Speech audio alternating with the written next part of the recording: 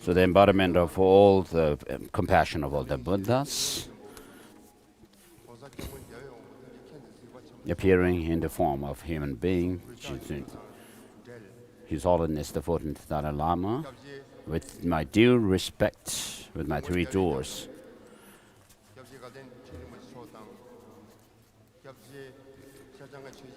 Gaden Rinpoche and Shartse churches,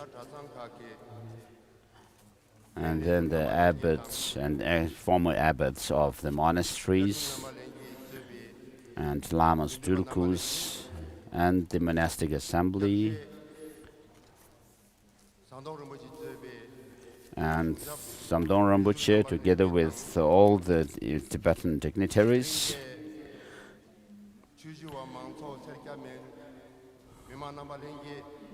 and to the general public.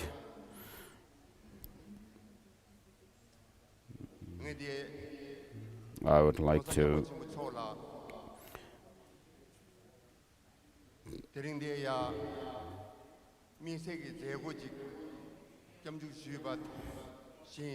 as I have requested His Holiness for a special ceremony here, which has been very kindly accepted by His Holiness.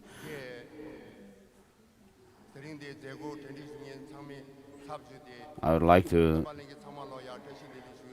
first greet all of you who have come here on behalf of the organizing committee.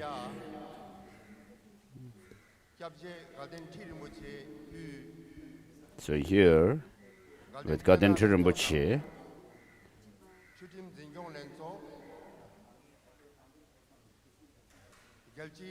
the different organizations of the Gaden Gelug tradition,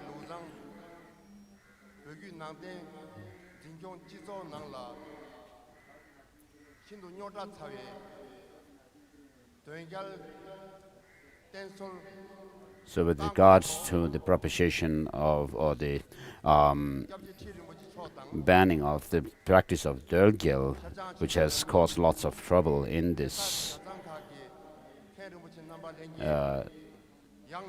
our monastic institutions, Gaden Rinpoche and other monasteries with their abbots and so forth, have made very clear decision to stop the propitiation of Dölgyel, Shugden, and we have published a book compiling all these letters and documents, which we are going to inaugurate. So I would like to request, I would like to pay my respects to His Holiness the Dalai Lama to launch the book.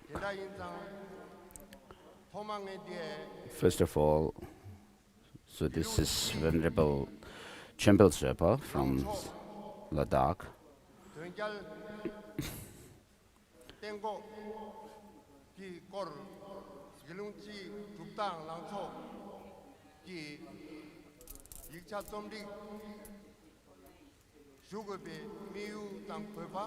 So I'd like to give you the purpose and the objective of publishing this book.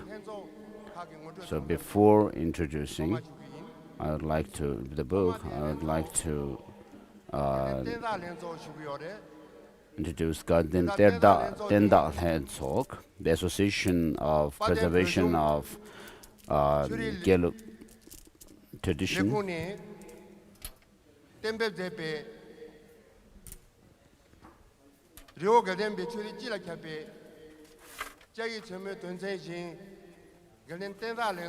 As per the grant document of the Gelug tradition,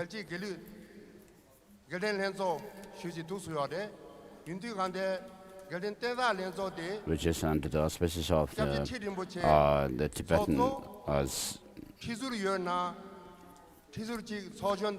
the Religion and Culture Department of the Central Tibetan Administration.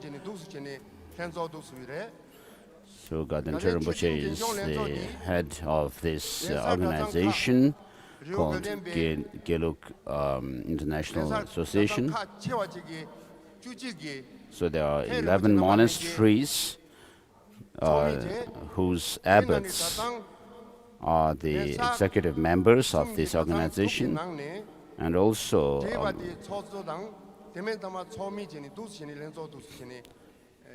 so we have the 6 monasteries from Sera, Gaden and Jepung, and the eldest one of these monasteries becomes the head of this organization, and the rest are the members. So the International Geluk Association is headed by Geluk, the Gaden Rinpoche,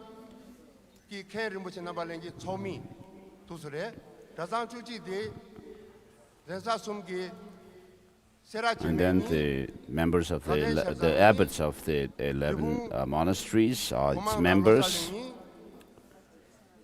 So from Jebung we have Ling,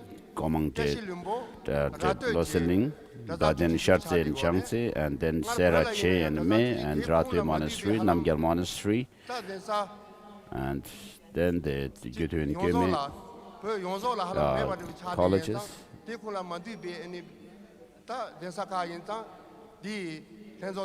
So because these 11 monasteries basically would encompass all the different Geluk monasteries that are cross-spread around Tibet. So we have actually registered this important organization under the Indian government. So this organization is basically set up to look after the education of the Geluk, these monasteries, and make improvements wherever we are lacking. And also in 2014, the Geluk examination, grand examination, would include examination of science as well. So this is a brief introduction to the Geluk International Organization. So the 3 different organizations that I mentioned, there is no other monasteries which may not come under, which may be excluded from these monasteries.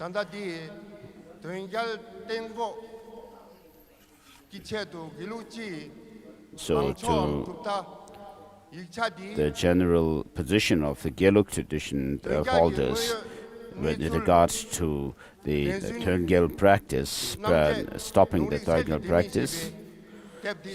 So this book is titled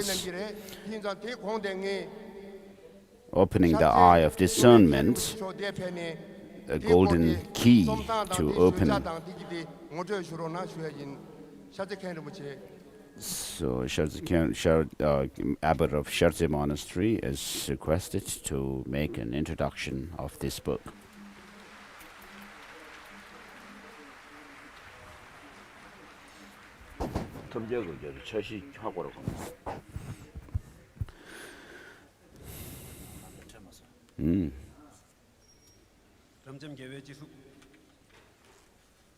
So the embodiment of personification of all the Buddhas of the Buddhas,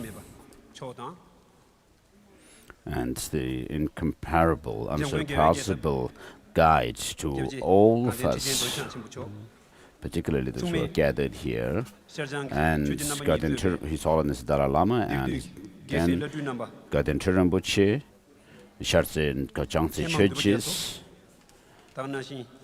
the abbots, monks, tulkus, monks and nuns, and then the Tibetan dignitaries of the Central Tibetan Administration and the general public.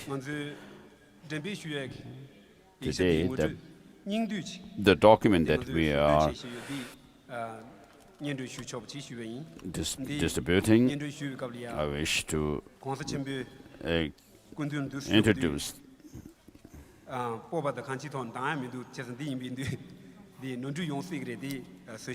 I don't feel confident to make this introduction in front of His Holiness, so I may make mistakes, so I would like to seek your pardon.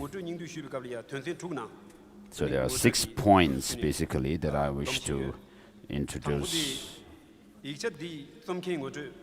So first is the authors, introduction of the authors. Is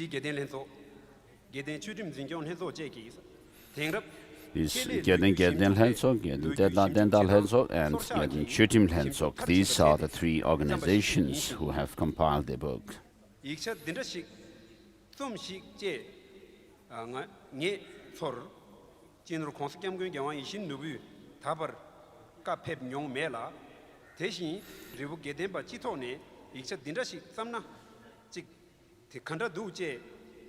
So it's not some document that we have compiled under the order of His Holiness, nor has it been imposed by any individuals or organizations of the Gelug tradition.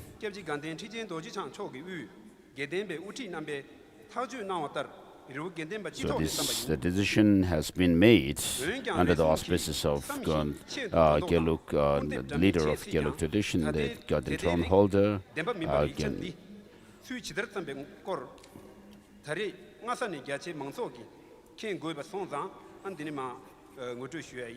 So since people need to know how we have actually compiled the book, we are making this. So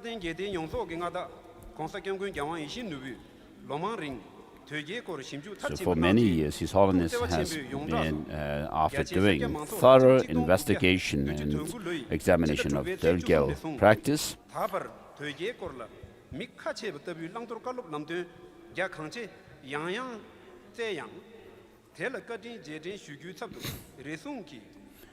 so although His Holiness the Dalai Lama has been making it very clear the reasons why it should be the practice of Dölgyel should be stopped, and after having done all these thorough examinations, some people say that His Holiness the Dalai Lama is actually snatching away the freedom of religion, which is totally untrue. So while Tibetan Buddhism spreads all over Tibet, the followers of Dölgyel tradition say that Dölgyel is an authentic Dharma protector of the Gelug tradition. And some say that Guru Padmasambhava and Disha, during their times, Dölgyel was actually bound by oath to protect the Dharma, and therefore he is an authentic Dharma protector. And then some say that the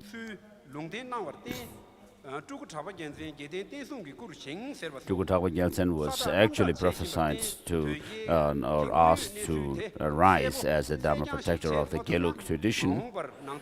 And so there are all these untrue stories.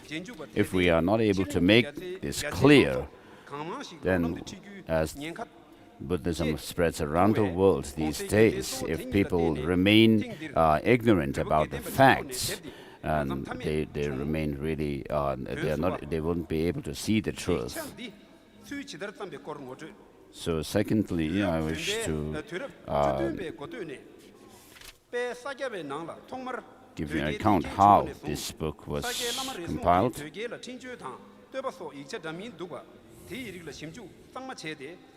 So we have done thorough investigation into the different documents which have appeared since the Middle Ages.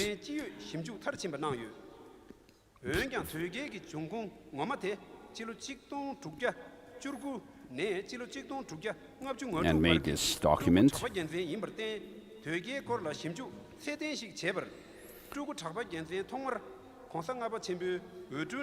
Dölgyel first started with Tukutapa Gyaltsen in 1600s. And his fifth Dalai Lama mentions that because of some devious means of La Agel, his mother, Choktrul Gyaltsen, was became the recognized as the identified as the Choktrul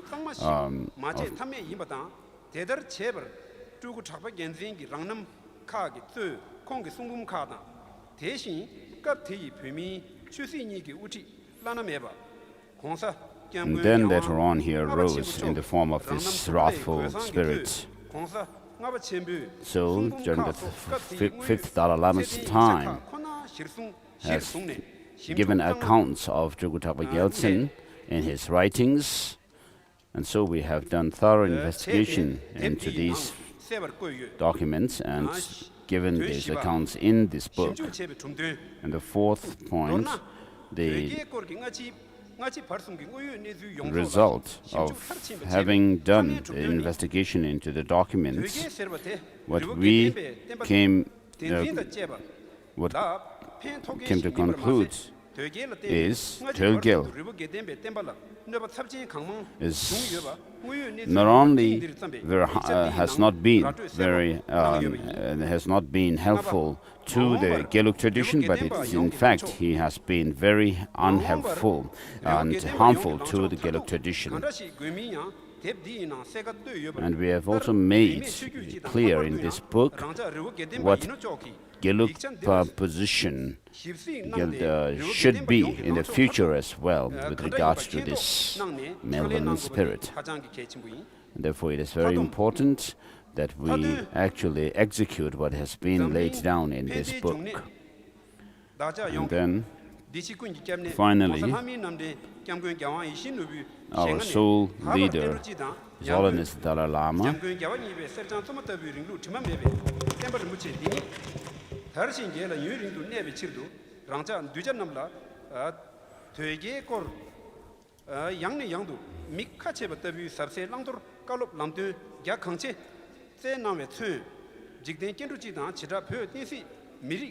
Dalai Lama has been giving very vast and profound advice to us with regards to the practice of the Tölgel.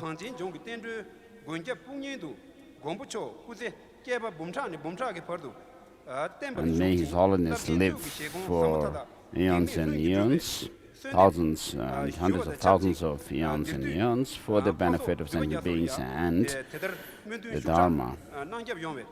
And I make requests, I plead all the Sangha members gathered here to make fervent prayer for our aims and goals to be fulfilled successfully. So I request His Holiness Dalai Lama to to launch the book now. And Gomang Monastery's abbot of Gomang Monastery, I request the Gomang abbot to offer the book to His Holiness.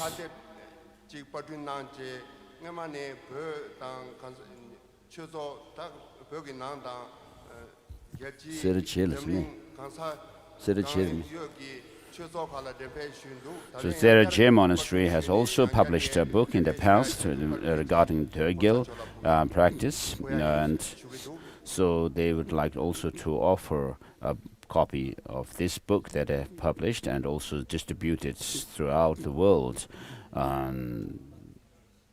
So they would like to offer this to His Holiness as well.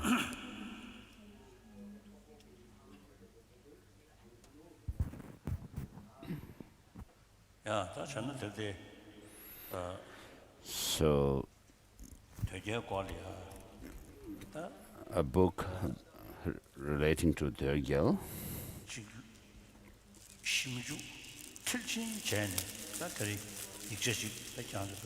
which has been brought out published after having done thorough investigation and analysis into this issue.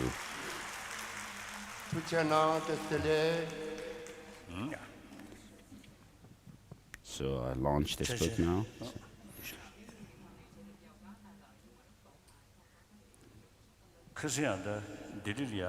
So in Delhi recently,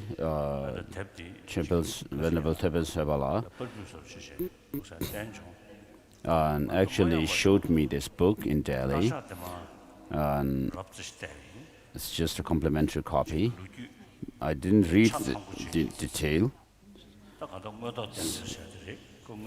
So, but I just went looked at the table of contents, and so I found that it is the book has been done very well, showing that they have done thorough investigation into the issue.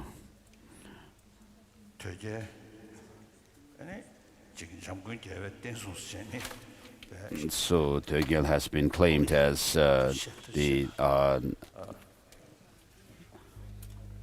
Dharma protector of Jamgun Gyelwa, Tsongkhapa. So many people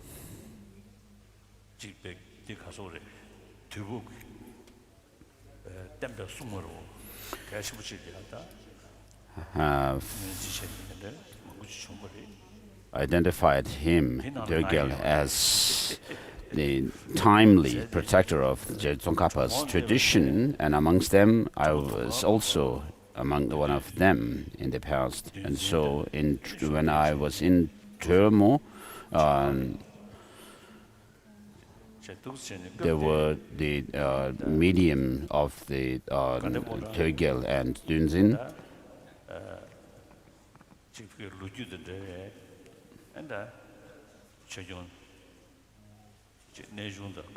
So Gaden and Nejung oracles were not there in Turmo when I was there, with the Nejung and Gaden, who were the state oracles of Tibetan government. They were not there.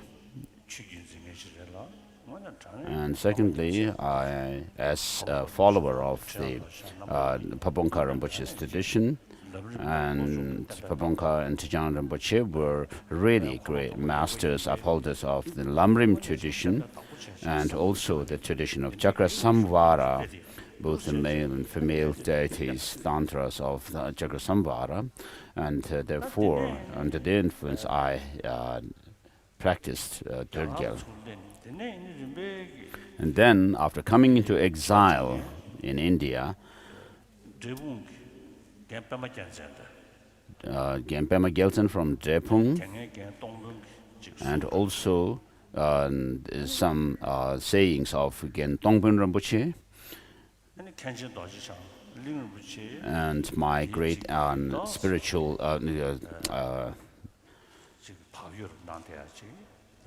and abbot Ling Rinpoche. So they were quite cautious to practice, to do this practice of Turgyal, and therefore it made me think twice and do investigation into this case. So, of course, someone who is called a Tegpa cannot be judged by us, ordinary sentient beings, as we usually say, that we cannot make judgments of other people, on other people. But therefore, I did series of tests and then examinations, and many of them I have already spoken about before, and they are in the different books, documents. And so, as I said yesterday, I made this divination whether to stop Turgyal practice or not, and considering it's a very, very important issue. And so, when I looked back into the history, the fifth Dalai Lama was the most familiar person with Turgyal. He knew Turgyal very well. And so in his 18th volume of the writings of Sangwan Gyalchen, and he has written this prayer to stop the Turgil. So this he mentions actually about this in his biography. So he says, due to some devious means of Kekasa, La Agil of Kekasa, the Tukulsenam Gyalapasang's incarnation was wrongly recognized. And then finally he arose into this spirit, and therefore he caused lots of difficulties and problems. So the essence about Turgil is said by the fifth Dalai Lama, saying that he was born from wrong prayer, which shows the cause of his arisal, and then his nature is tamsi, and a perfidious malevolent spirit, and then what he does is to harm beings and the dharma.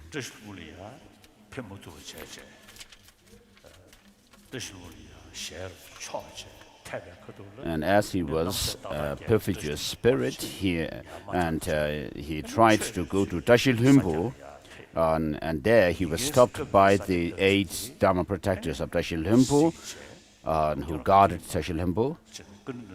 And then he went to Sakya Monastery, and when reaching there, he was asked, when he reached the Sakya Monastery, he was asked who he was, and the Turgil replied by saying, "I am the Tamsi of the Gaden tradition." So Tamsi. So he introduced himself as a Tamsi, a perfidious spirit.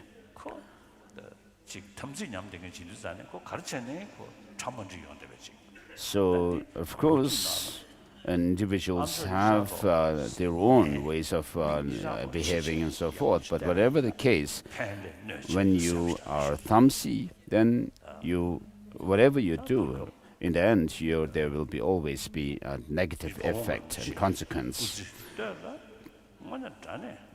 And so in the earlier part of his life, Pabongka Rinpoche was a Rime practitioner and was really highly regarded by the 13th Dalai Lama.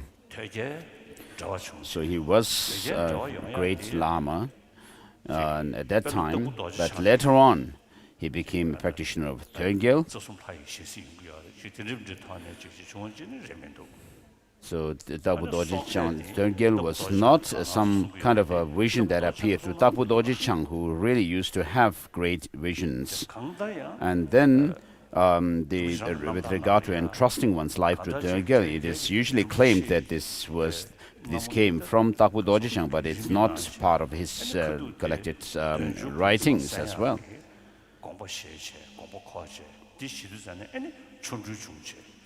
So when Pabongka Rinpoche was considering to receive some teachings from Döje Pumsang, then there were some kind of omens, and that kind of desisted him from going forth to receive this teaching. And then later on, he even said that Damsni Yangsang should not be depicted in the Lama Chöpa merit field. So before that, in Chusang Ritu, when he did his retreat on Damding Yangsang, the extremely secret Hayagriva, and Trijang Rinpoche was a very, very small boy at the time, and at the time. And so Pabongka Rinpoche had done his retreat, and And the attendants of Pabongka Rinpoche were later on making some kind of a special pills or some kind of ingredients they were preparing. And when Tijang Rinpoche, as the little boy, asked them what that they were doing, they said that Pabongka Rinpoche had done this retreat on Tamdin Yangsang, and this is the blessed substances from this retreat that they are making into pills and so forth. And so Pabongka, of course, was Gelug, and then Takpu Dorje Chang, of course, was a Gelug master, but he also practiced the Nyingma tradition. And so he had the Gaye Tagnang, the pure vision of Gaye mandala. And so Tijang Rinpoche told me that he had a copy of that visionary teaching of Takpu Dorje Chang. But later on, somehow, as Pabongka Rinpoche became discriminatory, sectarian, then he even went to say that Tamdin Yangsang should not be included in the Lama Chepa merit field. And therefore, he was actually upset the 13th Dalai Lama, not because of doing something else, but because of Dorgyal practice and spreading the practice. So before the 13th Dalai Lama's passing away, Muru Dalai Lama had a dream in which he heard that it will be after the on 30th, on the new moon day after the 30th of the 9th, after the 9th month. And so this was actually, he heard in his dream this very, very loudly.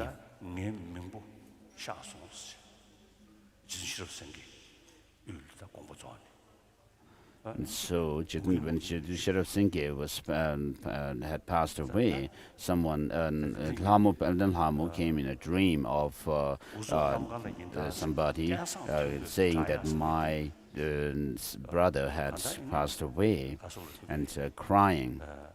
But when this in this dream of Dalai Lama,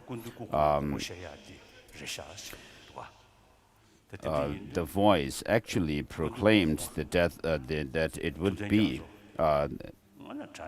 what was actually indicated was the passing away of the 13th Dalai Lama, and it was proclaimed very loudly. And so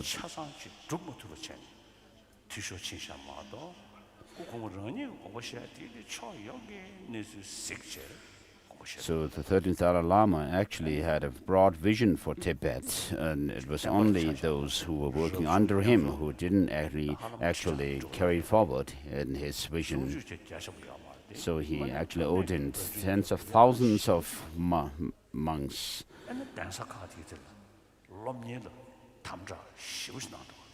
Although he didn't give very extensive teachings, and then he also was very strict with the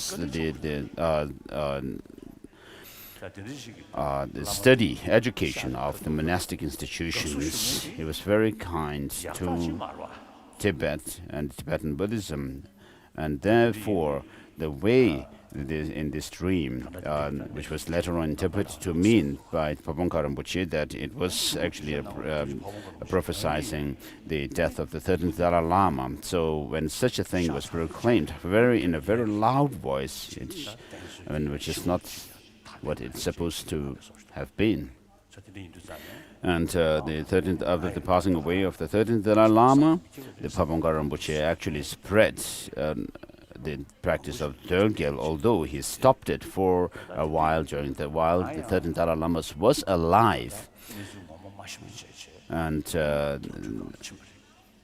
so I also made the mistake of following this practice out of ignorance. not knowing the clear history.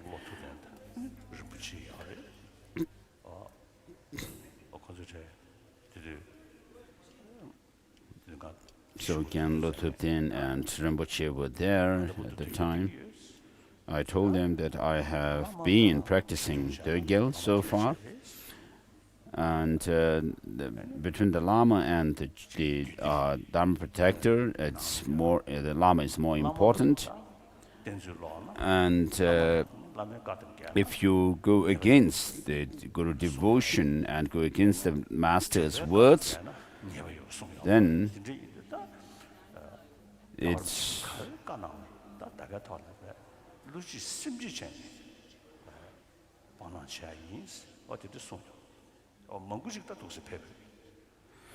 so after I suggested to stop the practice, this one Lama told me that in the Tantras there's mention of going against Lama being very negative, having a negative consequence, and it doesn't mention that the going against the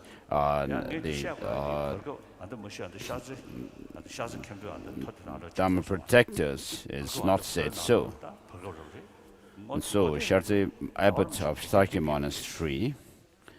So after I made these suggestions, then many people followed me. And Shartse abbot said that many people have stopped. Even inside Tibet, they were said to have stopped the practice of Dögyal.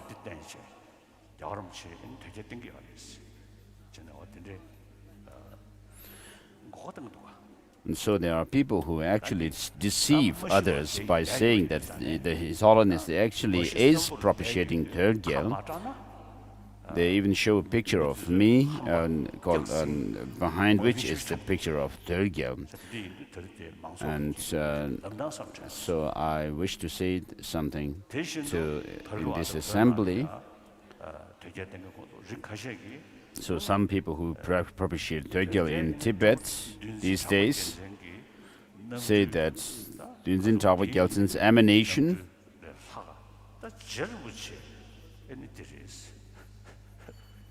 not only Tawa Gyaltsen's emanation, but Je Rinpoche, Dögyal is actually Je Rinpoche arising in the form of a Tekpa.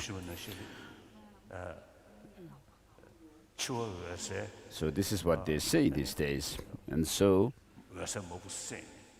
at the time of going through the process of dying, Lama Tsongkhapa actually was able to merge the mother and the child clear light and arise into the illusory body. And so what do you think? Could such a person actually be a Tekpa like this? So this is they are supposed to be praising the Master Tsongkhapa, but actually they are defaming him. And so we have now I've launched a new book, and you should actually not say that, oh, this is again a book on Dögyal, and just not be concerned about it. But you should read it, and this actually gives the true account of what actually happened, the facts, and you can introduce to others as well. So if you want to disregard it while knowingly, then it's up to you.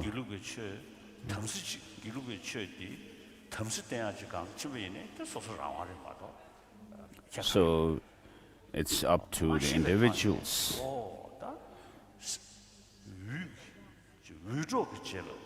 After having studied the book, if you want to really do something which harms the Dharma, then it's up to you. If you want to do something that actually makes the Gelug tradition of some kind of a tradition that actually a cult follower of Dögyal, it's up to you.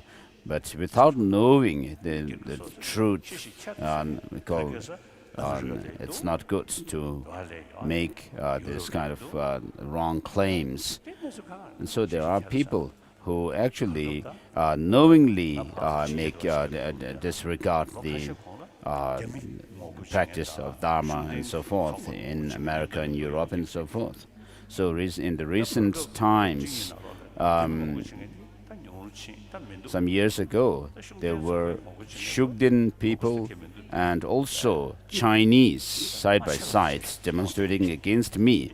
But in the last 2 or 3 years, there were not many Chinese, but then Tölgyel practitioners were still coming where I go. As there were people in Australia and America during my last visits to these countries. So one Chinese leader said that I am a demon. So the first time I heard about this was when I was in Italy, where I was meeting some Italian mayors of different cities. And at that meeting, where I was with them, one reporter told me that some Chinese leader has actually mentioned that the Dalai Lama is a demon. Yes, I said, I am. I acted like this, and as if I have a horn, and said, yes, I am a demon. With a horn. Then recently I've been telling Chinese that this horn of this demon is actually growing longer and longer. So it doesn't matter to me. And so people call me the enemy of Buddhism, and also particularly the tradition of Jamgon Lama, Tsongkhapa.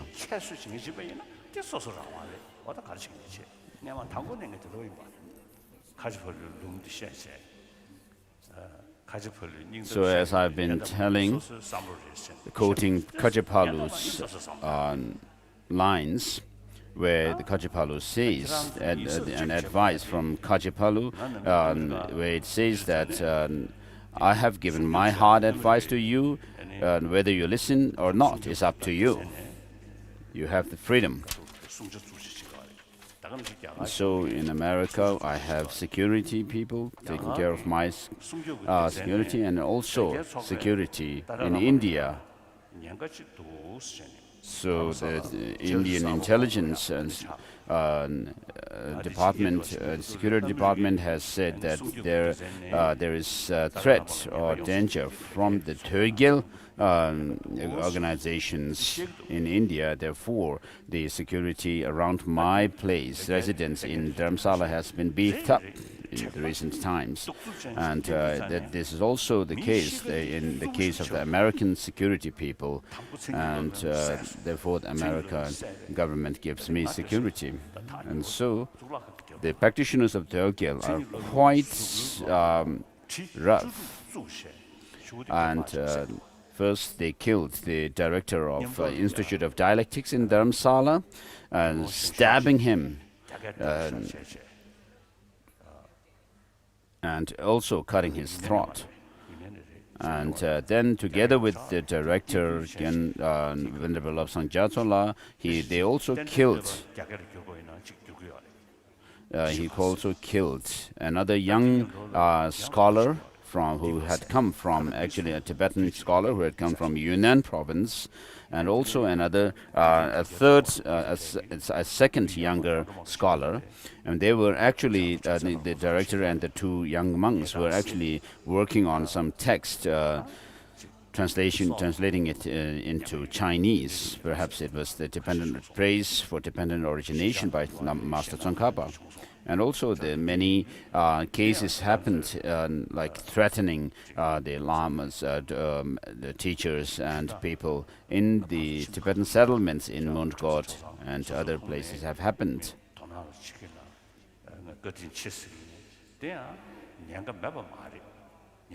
So the threat is always there.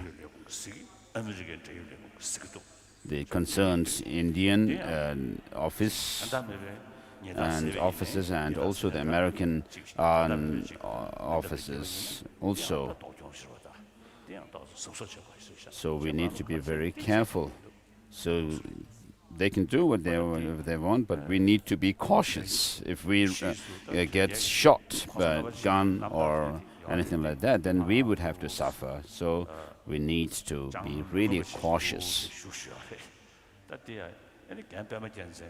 And so the fifth Dalai Lama's text remained quite dormant for a while.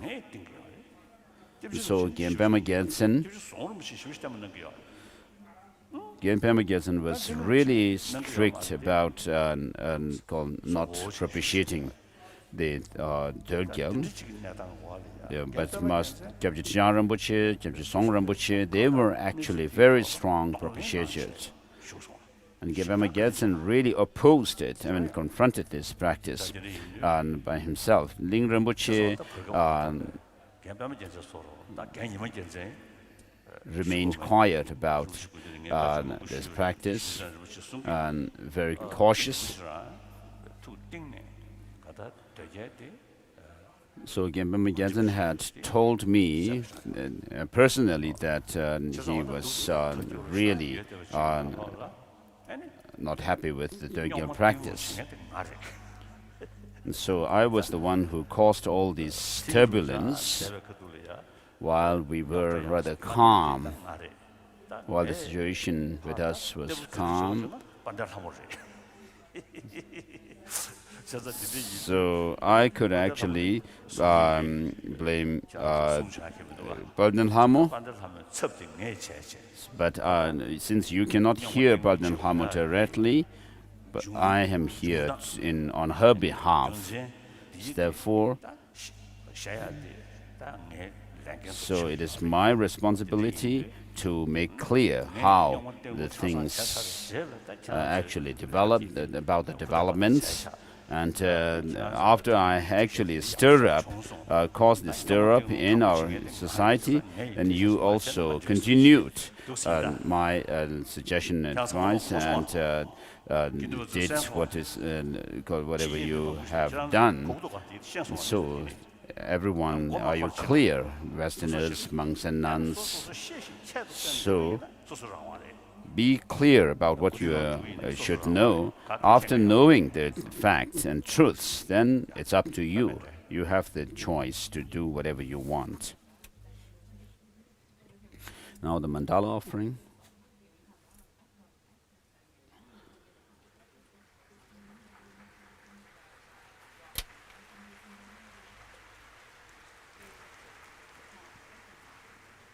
Allez.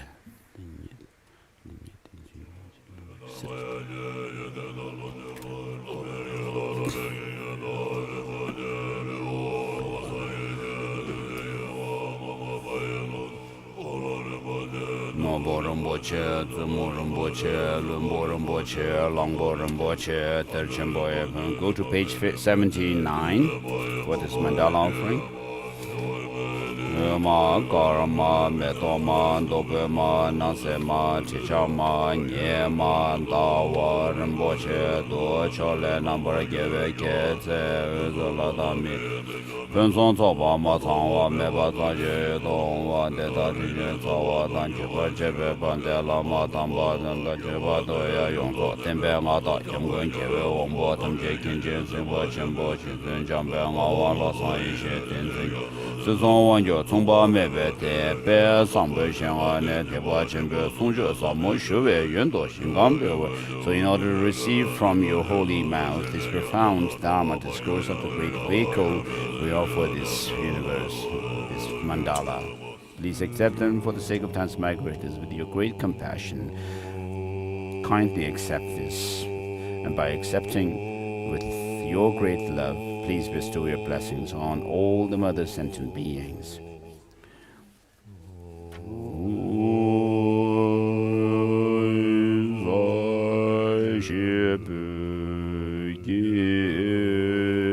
This ground anointed with perfume, strewn with flowers,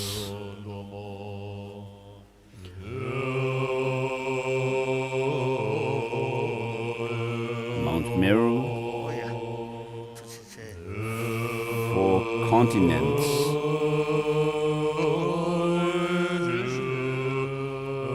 the sun and the moon, adorning it.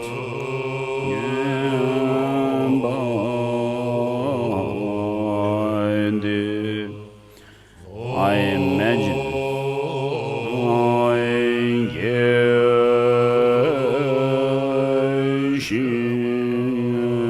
as a Buddha felt.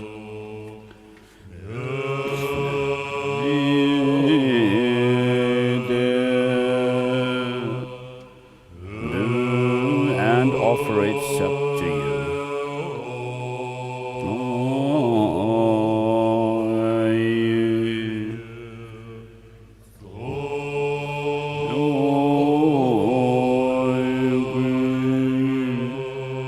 May all beings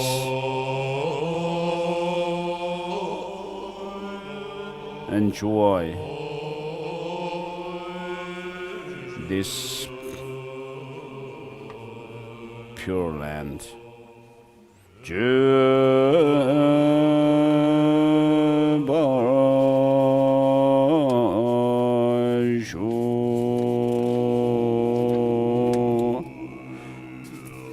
Dam Goro Rana Mandal Kam Nirya Daya Mi.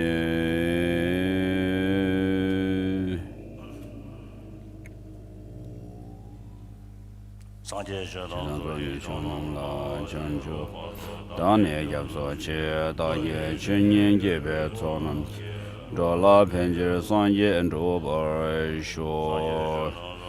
To the Buddha, Dharma, and the Supreme Assembly, I go for refuge until I'm enlightened through the accumulations, through listening to the teaching. By the accumulation through listening to the teaching, may I become Buddha to become enlightened, for the Buddha to benefit all sentient beings.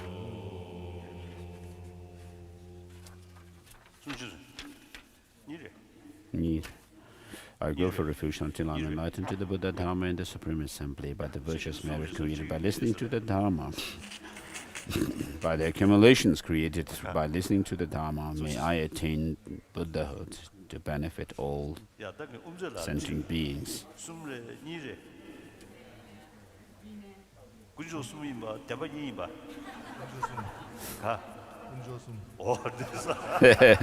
His Holiness, is it? Are you going to go for 3 jewels or the 2 truths? So the chant master said the 3 jewels. So he was asking whether we actually said 3 times or not this prayer. So this is summoning the deities, Indra and so forth, and also non-gods, demigods, and others, different sentient beings to gather here to listen to the holy Dharma, which will dispel all the negative emotions,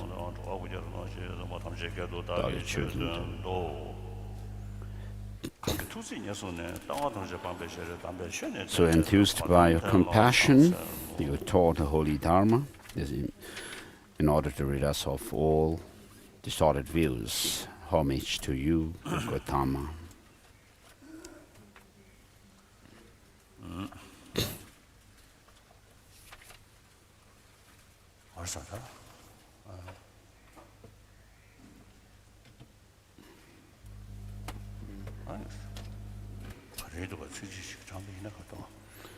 So Rizal is wanting what other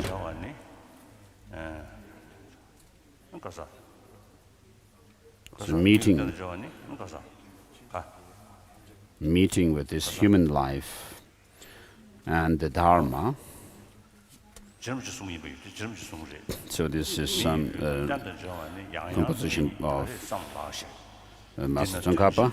This will not be found again and again, but it's only found this once, And therefore, do not distract yourself with trivial things, but take the utmost advantage of this life. How do we do about with this? He mentions in the three principal arts of the path. The three principal aspects of the path are what we should practice, as Tsongkhapa advises us at the end of the three principal aspects of the path.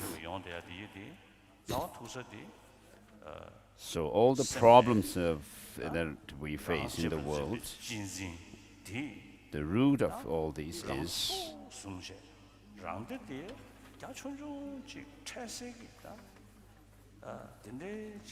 clinging to the self-cherishing attitude and wanting happiness only for oneself alone, being narrow-minded and short-sighted, we cause all these problems.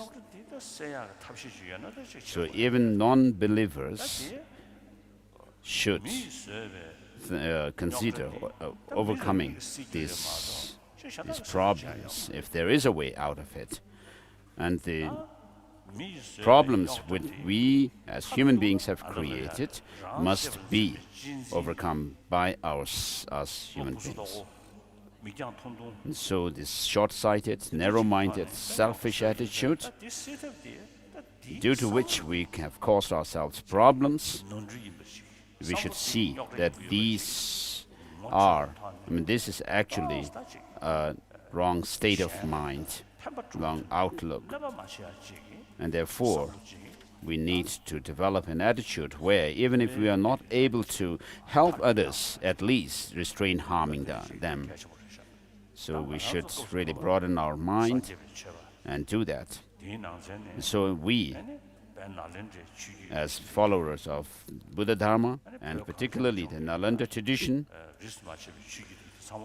all the Tibetan Buddhist traditions, which are the followers of the Nalanda tradition. So one foreigner in America one time told me that when I say that the Tibetan Buddhism is an Nalanda tradition, this person told me that it doesn't actually apply to the Nyingma and Kagyu traditions. I didn't really respond to that right away, but this is actually due to the ignorance that the person was saying. Kagyu, for example, started with the great Marpa Lotsawa, the Marpa the translator, the great father, who relied on many Indian masters, and mainly Master Naropa and Maitripa. And Naropa, for example, was the northern guardian of the northern gate of Nalanda Monastery. So the guardian in those times were not holding swords or guns, but the guardian was appointed someone who this job was given to someone who actually was a scholar of the monastery. It's because to defend the Buddhism from the non-Buddhist traditions, and therefore when non-Buddhists came to challenge the Buddhists, these scholars, the guardians, were actually assigned to face them, and therefore they did discussions with these non-Buddhists, and when the non-Buddhists actually could not challenge them, they leave the monastery. And when such a thing cannot be happened, then they actually invited the non-Buddhists inside the monastery and then debated. And so Naropa was the northern guardian of Nalanda Monastery at that time. And then the Nyingma tradition, Shandarakshita, goes back to Shandarakshita, and also Guru Padma Sambhava. So Guru Padma Sambhava, the Master Shandarakshita, who was from the Nalanda monastic institution, actually took the responsibility of teaching Buddhism to the Tibetans, and also giving ordination and so forth. Whereas Guru Sambhava was responsible for giving the tantric teachings as of Kage and so forth. And so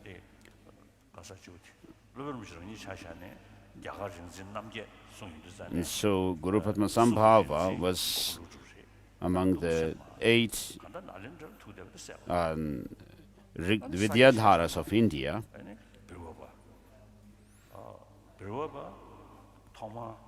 And then the Sakya tradition started with Birwapa, who used to be called Dharmapala, in the elder Dharmapala when he was in Nalanda, a great scholar of Nalanda. And so he actually has written, he wrote a commentary on the 400 verses of Arya Deva and interpreted according to the Chittamatra philosophy. And so these great Tibetan Buddhist traditions go back to the Nalanda tradition, and even the Chonang tradition has its source in the Nalanda tradition. And then not only this, Burn tradition, of course, in the beginning it was an indigenous Tibetan religion that spread in Xiangshung. And so some Burmbo texts say that criticizes the Tibetan king Songtsen Gampo, criticizes him. And so, of course, this is because Songtsen Gampo took Buddhism from India, while in Tibet already had the Burn tradition on its soil. So we have today in the Burmbo tradition the Heart Sutra and so forth. And so today in Solan, in Himachal Pradesh, there is the Menri institution of the Burn tradition. They also have the study of the classic texts. I have been there several times, and at one time they actually held a debate session during which they were even quoting from the Madhyamaka Avatara by Chandrakirti. And so they also study these texts written by the Nalanda masters.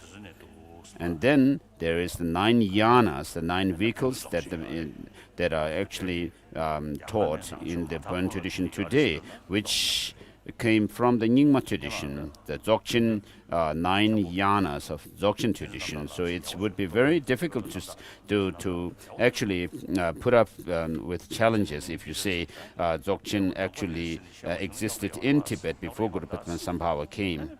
So I told the Venerable Tenzin Namdagla, the late Tenzin Namdagla, that it would be difficult to say that Dzogchen was actually extant in Tibet before Buddhism came to Tibet.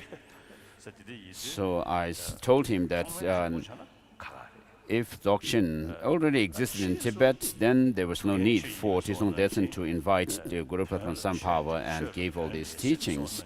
So he said, that's true.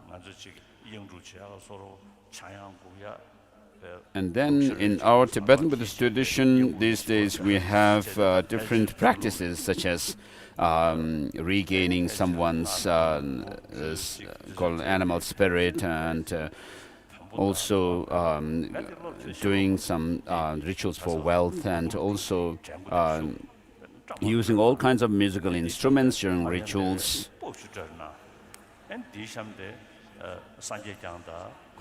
So I don't think Nagarjuna was playing some kind of a cymbal and called and then Aryadeva some drum and so forth. And so Tantra is something which needs to be practiced in secrecy.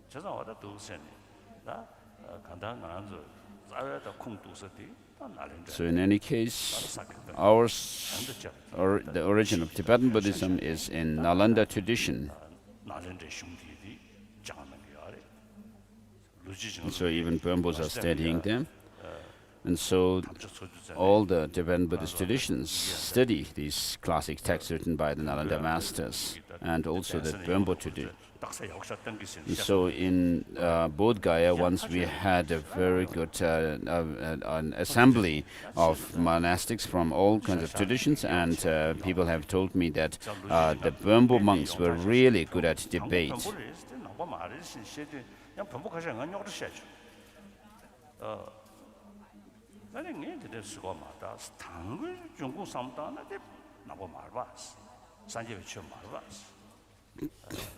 So, and one said that Burma is not a Nangpa, and Nangpa actually came, Nangpa Sangyeba, or Buddhism came from India, and some Burmos complained to me, how come Burma is not a Nangpa? So this term made them uncomfortable. So I received some books at one point. They were that were published by some.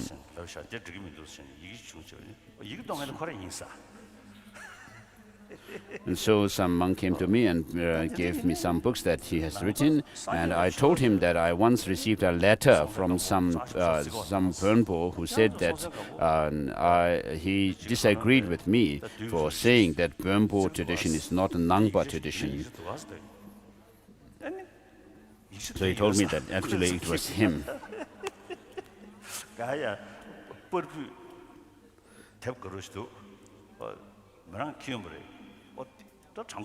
So when he presented me the book,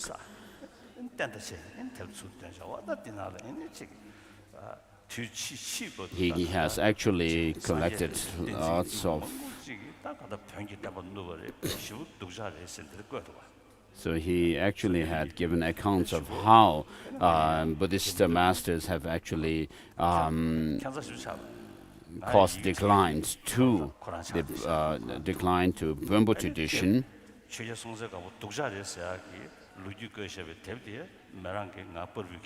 And he also had said that Songtsen Gampo was a really bad king of Tibet for causing decline, destroying Buddhist and Burma tradition. So in Tibet, the Tibetan government in the past used to actually take care of the Burma tradition in Zangtop Gyel and Rala Yungdu, and so I'm quite sure that the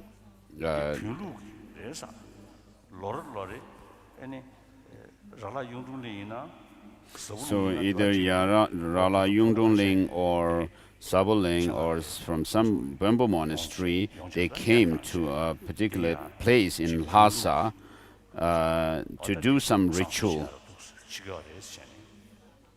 to making incense offerings. So I remember this. So the Tibetan government in the old times also looked after the Burma tradition. And then during the 5th Dalai Lama's time,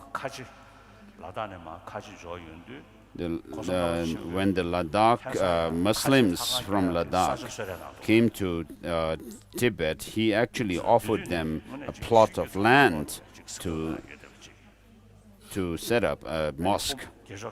And so the Tibetan government actually was looking after the different religious traditions. And then during the 7th Dalai Lama also,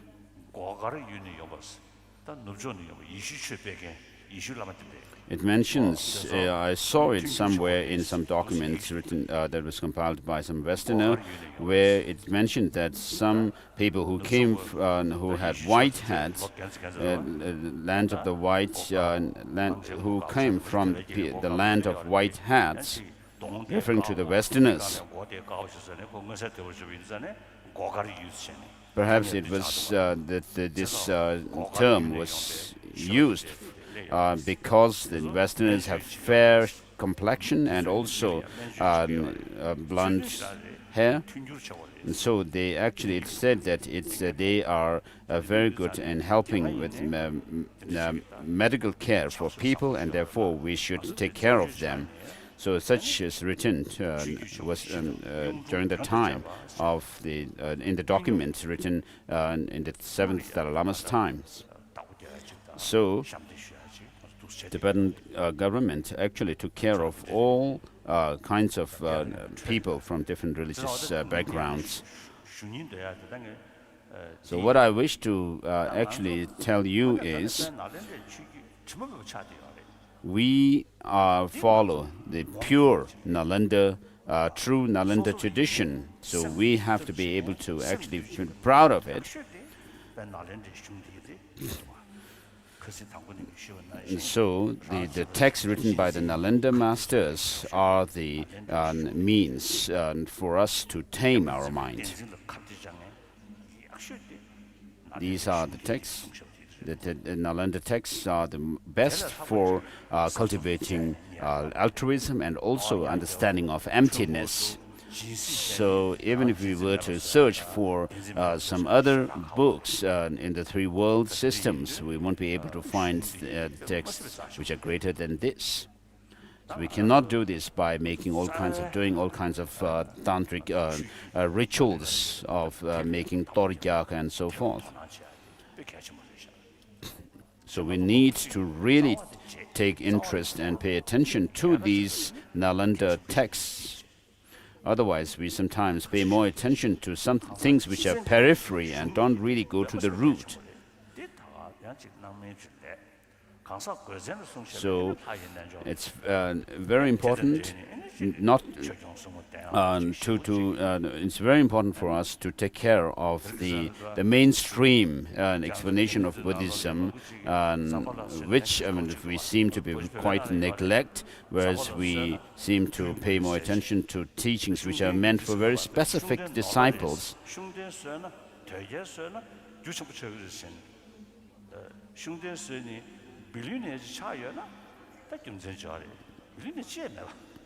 And so there are some Chinese also who run after some kind of whimsical claims that Shugden would help to gain wealth. So after having propitiated Shugden, we have no billionaires or millionaires even amongst us. So there are no Tibetans who are millionaires and billionaires and multi-billionaires and so forth.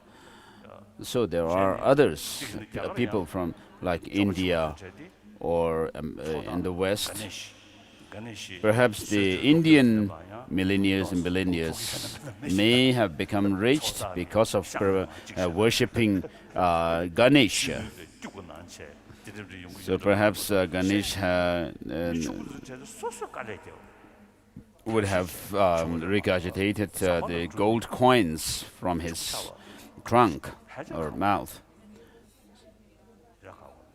So there are these billionaires and millionaires will not have not become so rich because of doing some wealth pot rituals and so forth.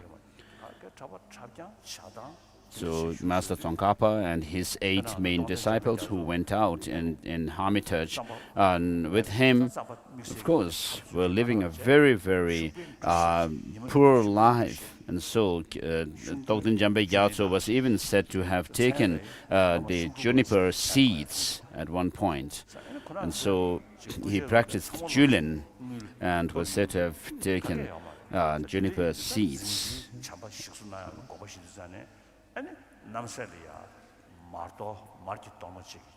And then to renovate and the Maitreya statue in Jingchi, Je Tsongkhapa actually did some ritual of Vaishravana.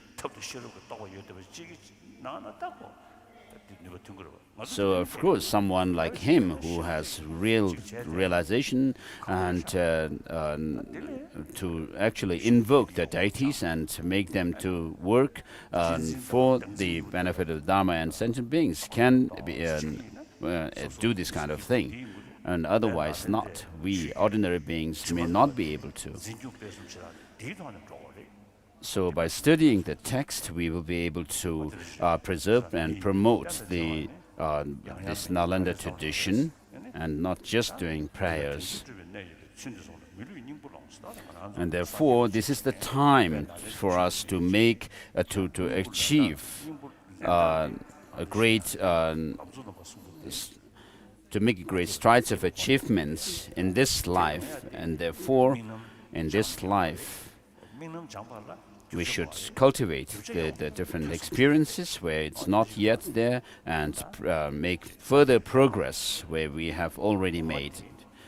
And through this, we have to make this life meaningful. And therefore, we need to recognize this treasure that we have, the Buddhism and Nalanda tradition. And therefore, when it comes to practicing the Dharma, we need to combine listening, studying, reflecting, and meditation together, without divorcing one from the other. So did you recite the Lekshe Nyingpo by Tsongkhapa?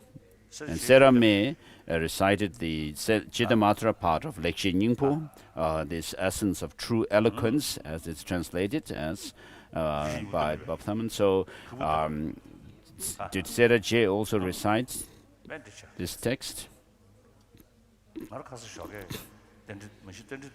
So his Holiness said that's good. So I always carry with me Dangye Lekshe Nyingpo, this text, the true essence of true eloquence, and also the praise to the Buddha for teaching dependent origination by Master Tsongkhapa. So I recited this second text. So as you started the Lama Chepa talk offering yesterday, I actually took leave from you, and when I reached my room, and I read the essence of true eloquence from the beginning, few pages, and then I read the Madhyamaka part, where a section on Madhyamaka tradition, philosophy,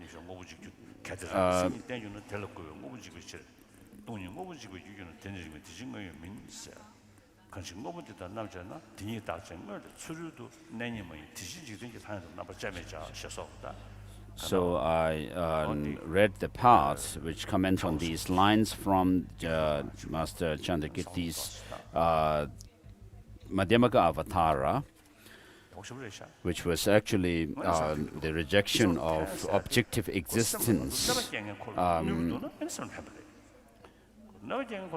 criticizing the Savatantrika Madhyamaka view, and so forth.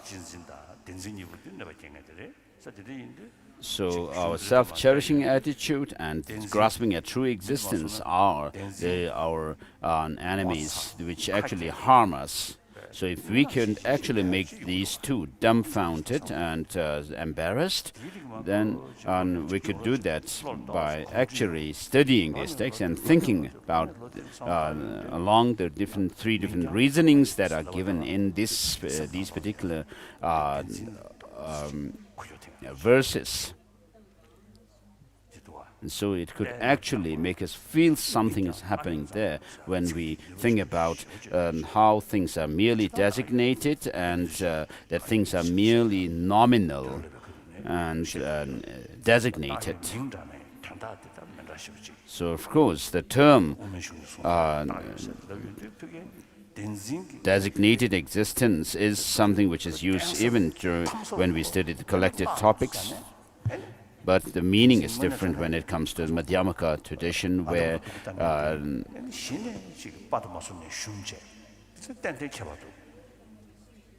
and so through this kind of study and then reflection and thinking about the meaning of what is meant by nominal, things being merely nominal and designated, it really helps to overpower this the grasping at true existence.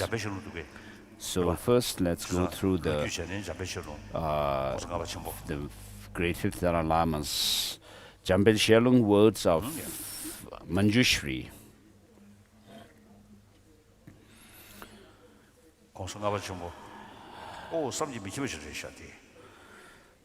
So the fifth Dalai Lama was a great master, a great, incredibly great being.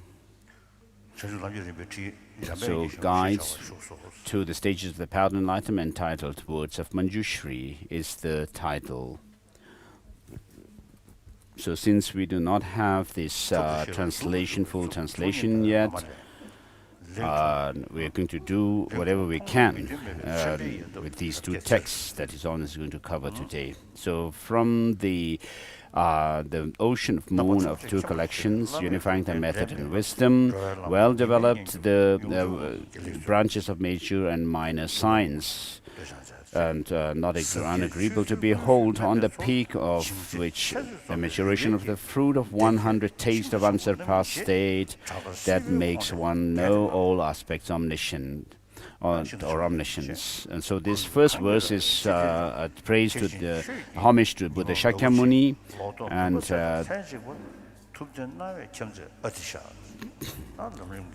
and then comes homage to the Master Atisha,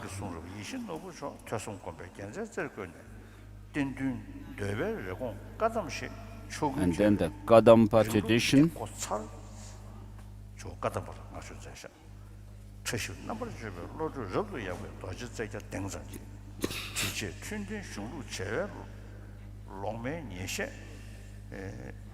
So when all the profound and vast systems of teaching, sunk in the ocean of weak forbearance, well skilled in raising it, the tortoise of explanation, dialectic discussion, and composition, known as the two great pioneers, trailblazers, I praise them, whose fame crossed the domain of cycle of existence. So this is Master Nagarjuna Sangha, and then after that comes Master Atisha, and then Master Tsongkhapa, and then Master Kundun Benchon Hundup, who was one of the main masters of the fifth Dalai Lama. And Yongzin Konjong Chömbel also was. So the fifth Dalai Lama praised these two masters. Kundun Benjol Hundup was a Rime, a non-sectarian practitioner. So Kundun Benjol Hundup may have influence on the fifth Dalai Lama being non-sectarian as well. And so when the son of the conqueror, with regard to the conventional Hindu, it says, when the son of the conqueror is obscured by the action and delusion and sets dormant in the western mountains, the venerable teacher who emerged from the weak mind of the eastern earth, you who is the kinsman of the Kunda flower of Kundun, is the crown ornament.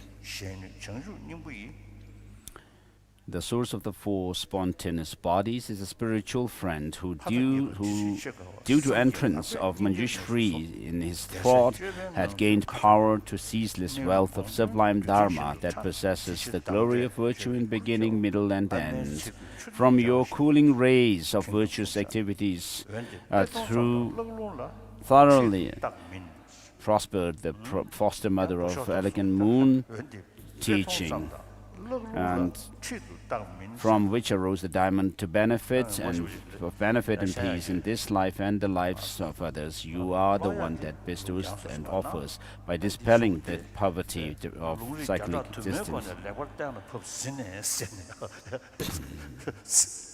So one Lama told me that he just reads through the text, and then at the end he said, having given this explanation through various hundreds of reasonings and scriptural quotations and so forth.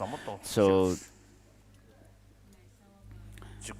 here in this lines of homage and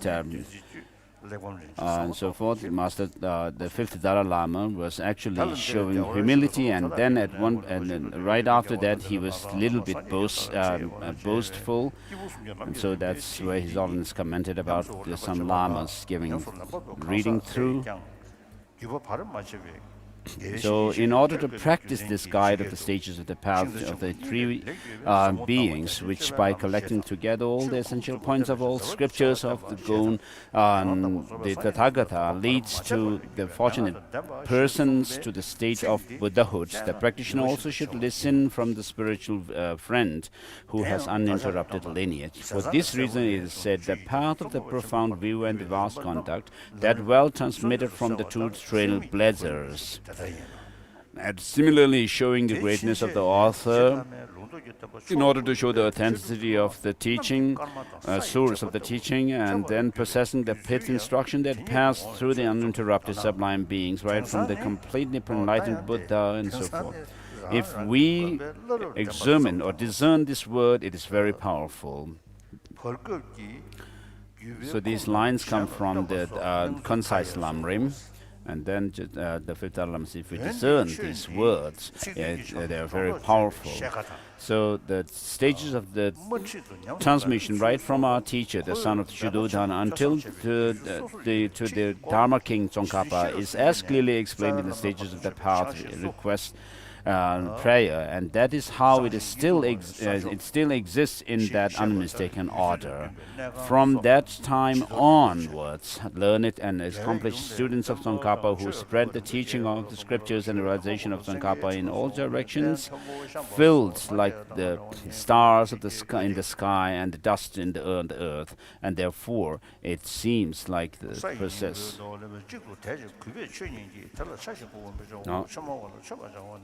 And therefore it seems the process of the lineage will also be equal to that number. However, these days many different things are observed. People giving teaching by merely citing the lineage, succession of the lamas and one's own monasteries, and without having any origin of the present transmission.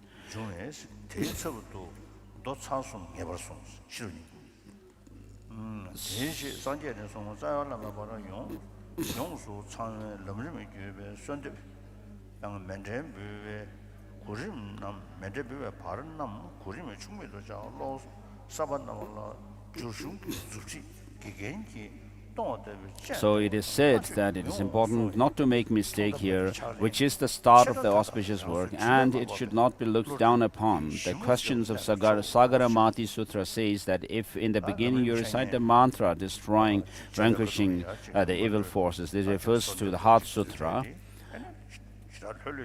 So if you have time, you can also do on top of the lineage request of the lineage guru. You could also do the preliminary, the 6 preliminary practices.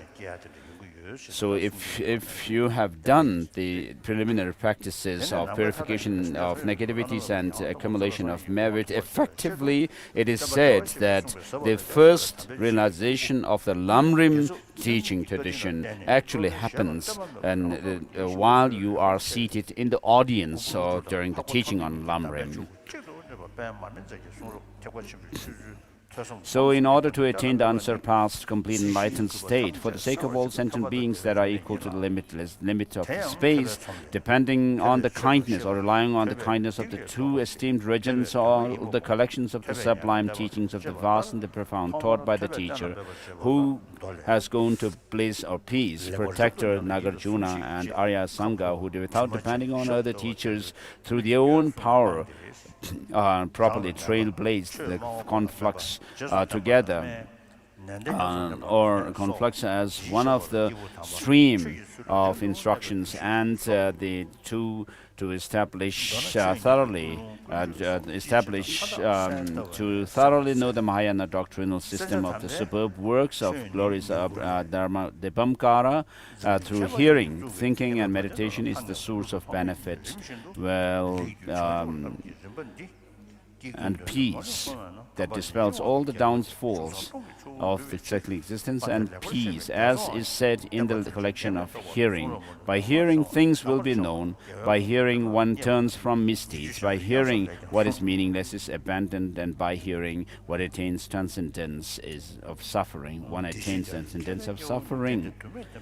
And Tsongkhapa also says, the crown of ornament of all the scholars of the world, whose banner of fame is vivid among the sentient beings. These stages of the path thoroughly transmitted gradually from the two, Nagarjuna Sangha, since it fulfills all the wishes and purposes of beings. These instructions are precious gems, since stream of thousands of superb scriptures meet here. This is also a notion of well-expounded glorious teaching.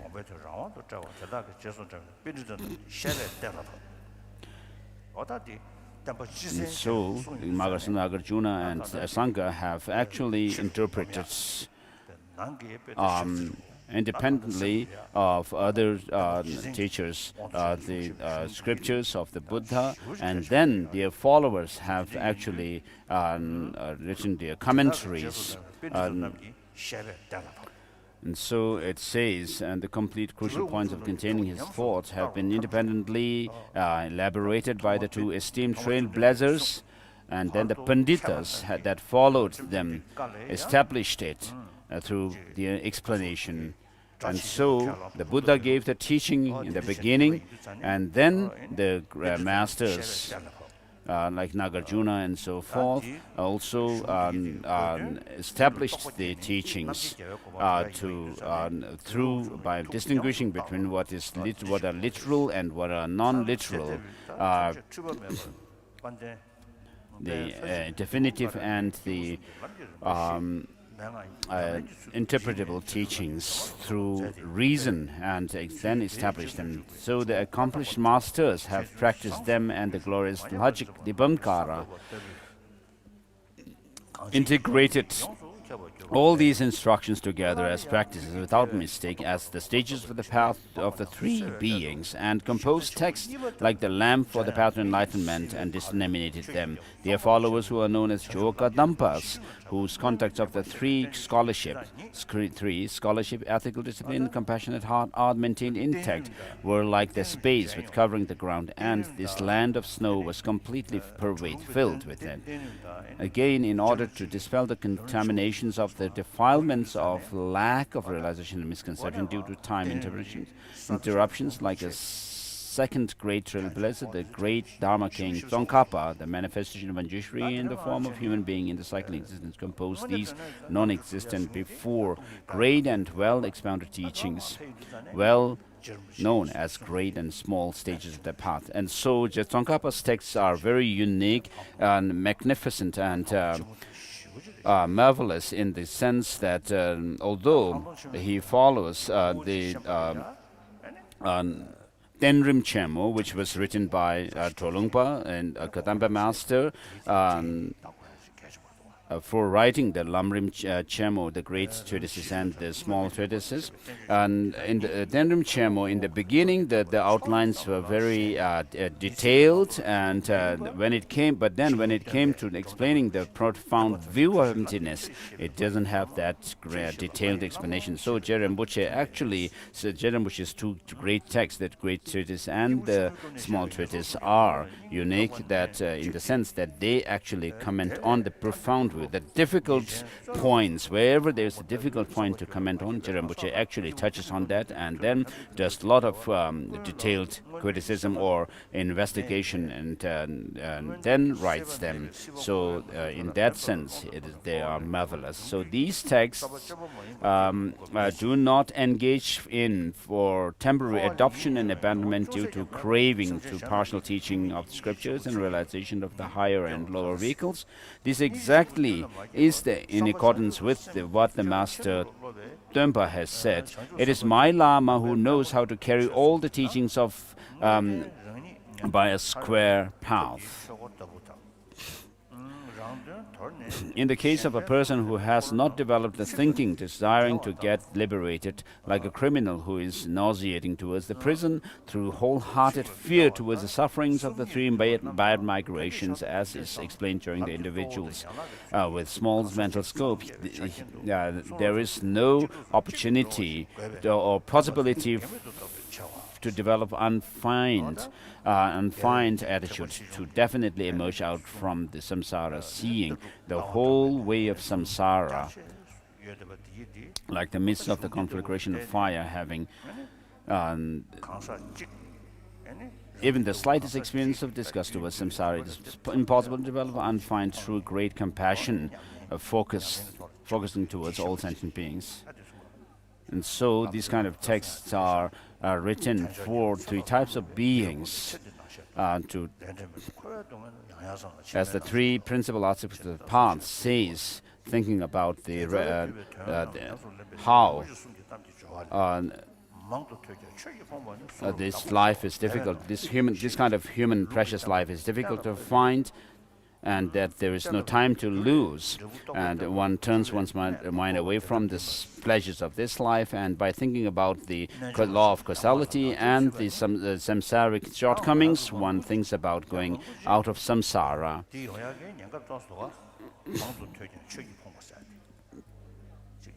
So the poverty of being deprived of dharma, even after lots of hearing, is due to the fault of not dawning of scriptures as instructions. So what happens here is that you are extroverted. You have learned so much, but you have not actually related these teachings within your own mind stream, but you have become more extroverted. And so this happens. So when practicing such meanings, the application of the word of the three precious jewels says, as said here, it should not be case that one does not understand the crucial point that through the course of the establishment of scriptural teachings, the teaching of realization as a result is established. The great yogi, I'm not so fond of, I don't like the term whispered ear, whispered lineage. Rinpoche himself, in his commentary on the 5 stages, pith instruction doesn't mean that someone is feels dear to actually put down in letters what he has experienced, but passes the instruction from one ear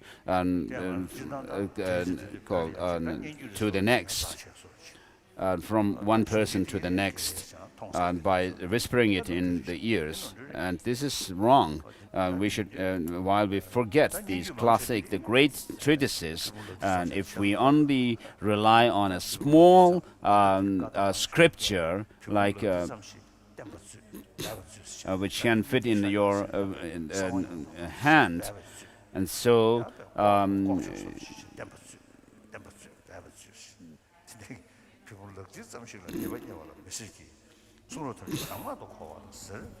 the great yogi has to thoroughly internalize the instructions does not refer to gaining conviction in small texts of the size of a palm, but it refers to the understanding all scriptures as instructions.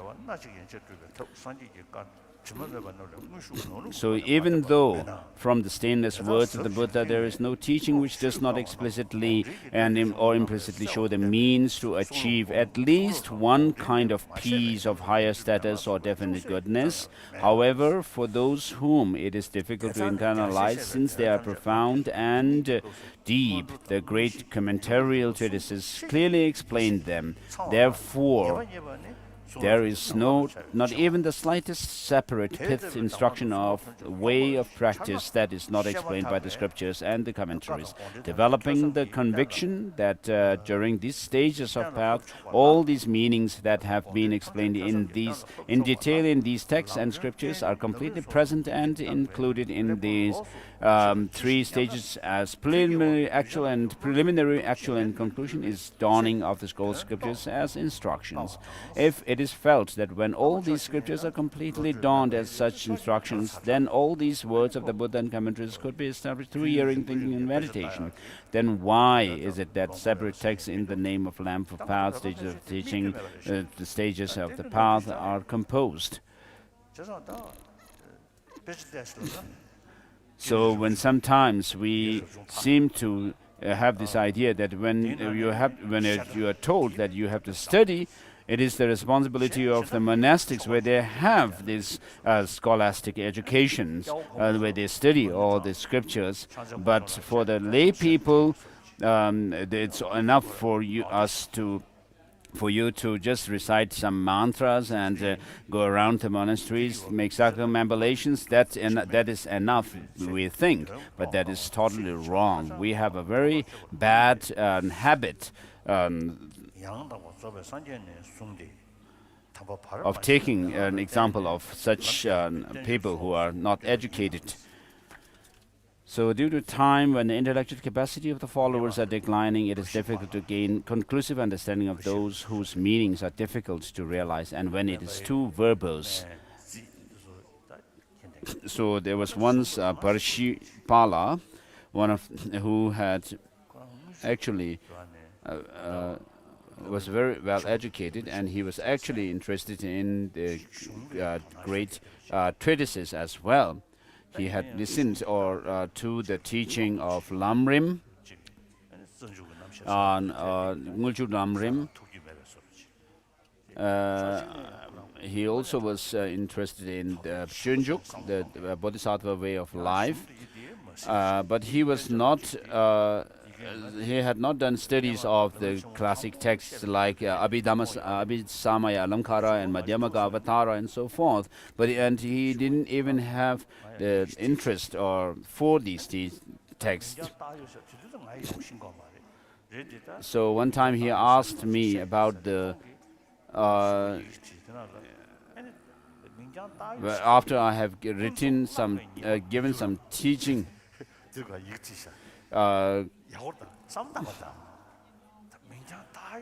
Gave teaching on Lam Rim, and I can also explained about how things are exist, and said that things are merely designated and nominal. Then he wrote me a letter saying, if everything is merely nominal and designated, then does it not actually go against the conventional existence? And then, of course, this shows that he had actually thought through what I had said, which is very good. So one time I met an Indian professor, and one day in our conversation I said, there is no self. So when I said that there is no self, his whole body shook with fear. If there is no self, what is there? He said. How do we go about with karma and so forth? And so in the beginning of the 8,000 verses of the Panchaparamita, it also mentions that the emptiness actually gives called a fear to people. And so if you really, this happens if you really give thought to such teaching and not without doing that.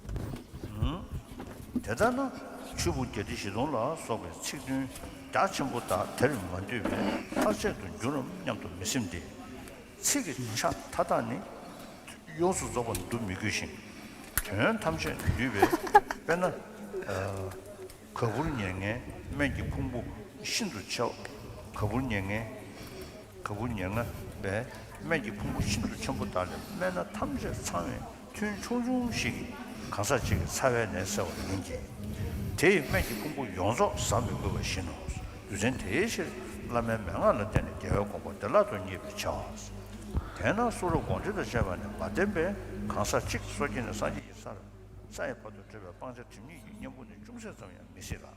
And then it is not possible to have even the slightest antidote of the two obscurations which are the object of elimination of an individual who traverses from the ordinary level to the state of Buddhahood, which are not taught from the scriptures, including the commentaries. In this treatise, the meaning of all the scriptures are included, and therefore, by practicing this, the process all the gateways of all will be ceased.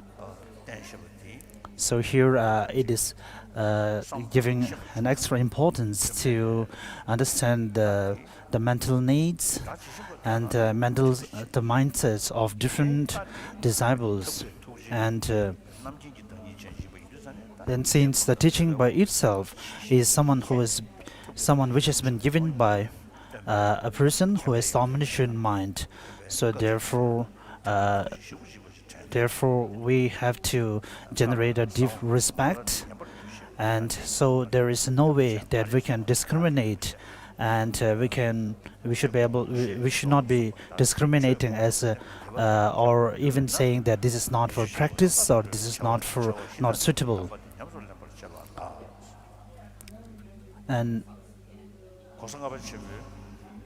the fifth Dalai Lama, the sacred words of Manjushri is something which condenses or summarizes all the meaning of the Lam Rim Chemo, and this is really a very short text which contains all the important meanings of the Lam Rim Chemo. So of course sometimes the sentence itself is quite long, but the meaning is really condensed into those sentences.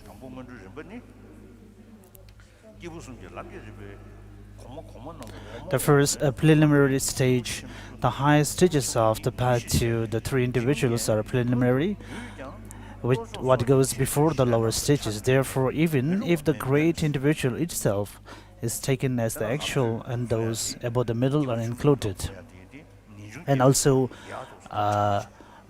the path for the small person, which has been explained in the lamp for the path to enlightenment, are something that has to be brought or that has to be practiced while one graduated from the small person to the middling person. So in short, so while practicing the lower paths that are being listed in the lamp for the path of enlightenment, or which are prescribed for the small persons or small scope persons, are very important even for the middling person. Therefore, even if the great individual itself is taken as the actual and those above are the middle included in the preliminary, since this confirms and it's similar to the process of guidance. In the outline of practice, the process of practice in Mahayana in general, and particularly the process of practice in Vajrayana, according to this during the mantra, even those topics related in the category of context becomes preliminary.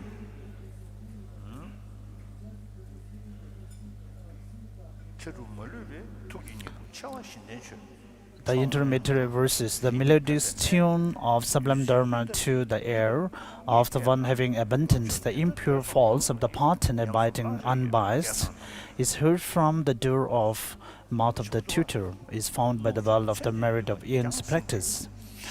Particularly the heart extracts the Dharma possessing four qualities of all the learned and accomplished Indian and Tibetans, is the medicine beneficial to all without discrimination. The second brother of nectar and a very difficult to find path. Those fortunate ones having the opportunity to practice such a supreme path through hearing, thinking and meditation should leave aside fertile purpose of this life and instigating the continuum with intense and disgust.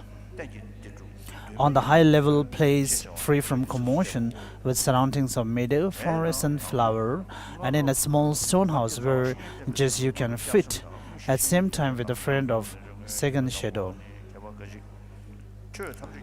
Therefore, the preliminary process of relying on the spiritual teacher, the road of path, it is two process of the practice of the path.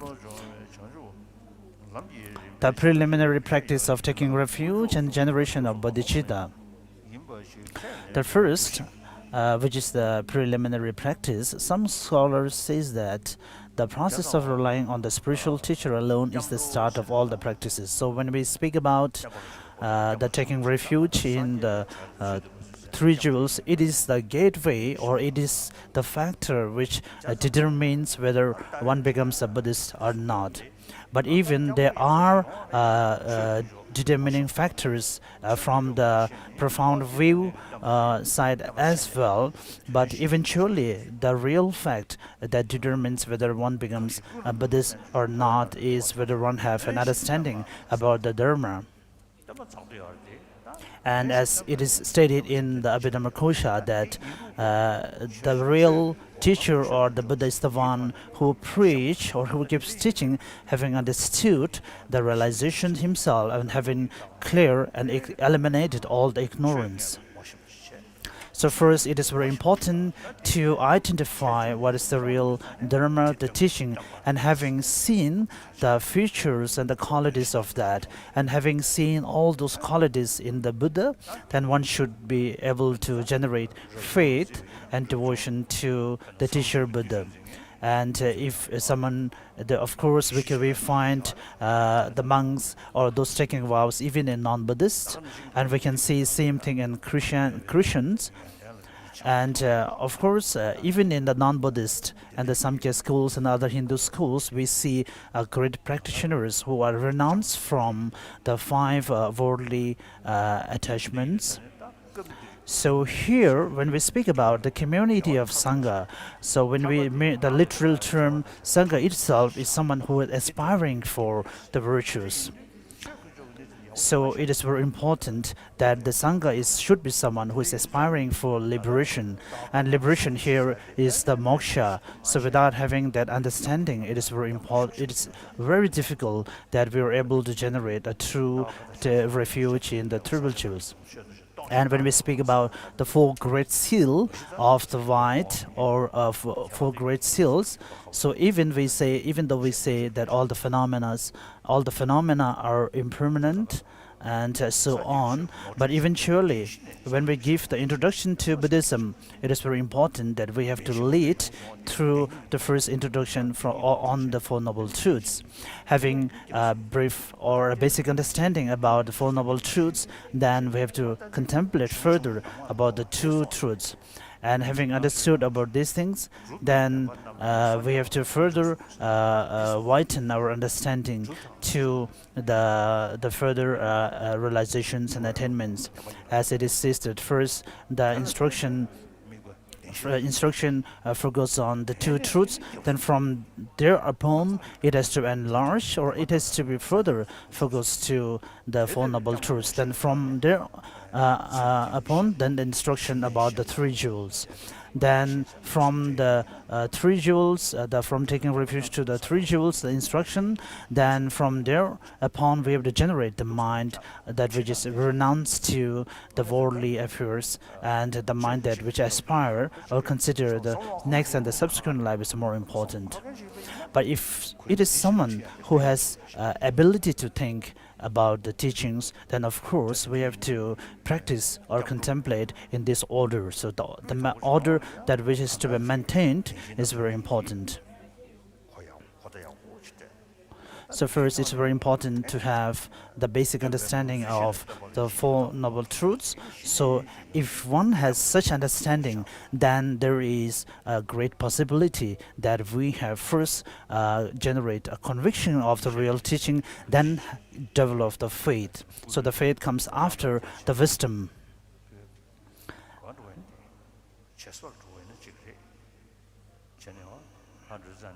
So while I was going to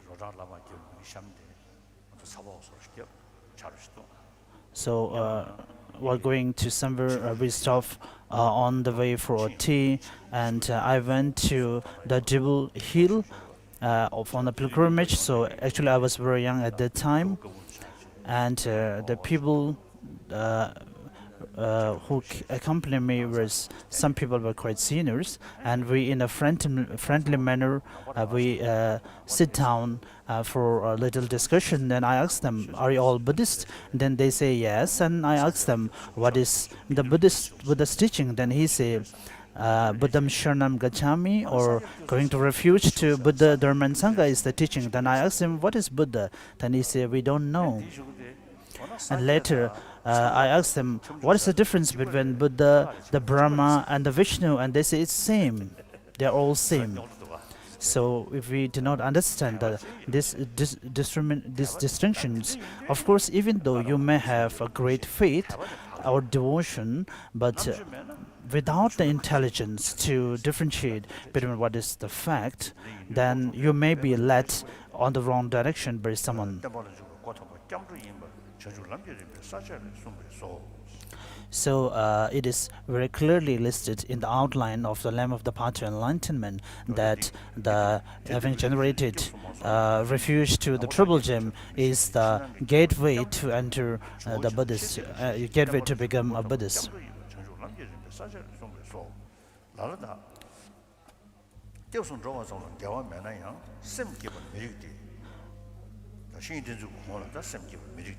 So before relying upon a spiritual master, it may not be suitable or it may not be appropriate to generate the mindful enlightenment. Some say there is no contradiction in merely taking the refuge. However, it is improper to generate bodhicitta because the topics about the small individuals come from the reliance on the spiritual teacher. This is not found acceptable because where the topics about the small individual, two levels are taught: topics of actual small individual and topics common to that. And what is to be practiced? Here is not only the topic of small individual that aspire just the life or the highest status in future life, but it is the topic common to all the small individual, which is the foundational basis of the path of the middle and great individual. It is also stated in the Lam Rim that first it is important to give an introduction about the bodhicitta or mind aspiring for enlightenment. We need to have a rough understanding about the bodhicitta. So without that, without having such kind of understanding, we may not be able to fulfill or we may not be able to achieve a great purpose. So therefore, the introduction or having a brief understanding about the bodhicitta is very important.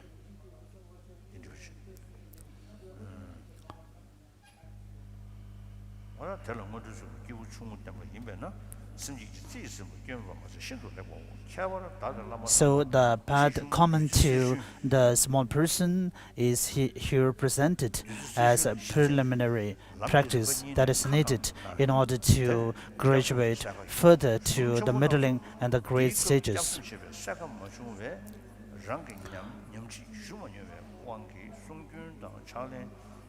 To that, as a preliminary, the small individual is taught. Therefore, there is not only fault in being influenced by the pain of mind generation, but it is extremely wonderful. Therefore, taking refuge in the beginning is as said in the praising the praiseworthy. Where is the fault of your having not liberated the sentient beings from there? Where is that perfection as well? There is not even the slightest possibility of sentient beings getting liberated from the downfalls of cycle of existence and peace and enjoying the temporary and ultimate happiness due to other causes that has not come from the power of the Buddha. And this Buddha possessing such special qualities came from cessation, the sublime Dharma, and the true path. The proper practice of that is also dependent upon the Sangha at the stage of training and at the stage of normal training. Therefore, to these sublime objects of refuge, I will seek protection and support from today until I achieve enlightenment.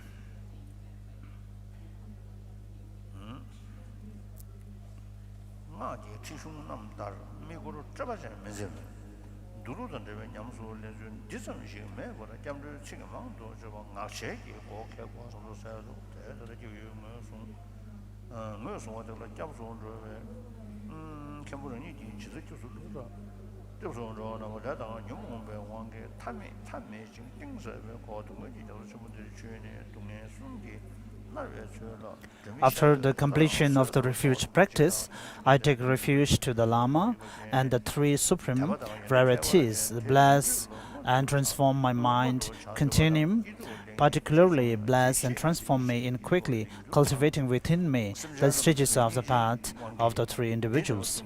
Say this with intense aspiration, 7 or 21 times, befitting the context. Through the power of making supplication to the special fields of three supreme rarities, there is a special purpose of developing within oneself the cycles of visualization that will come afterwards. As it said, when you memorize the words, does not stay. When you think, the meaning is not understood, and when you meditate, it does not arise within.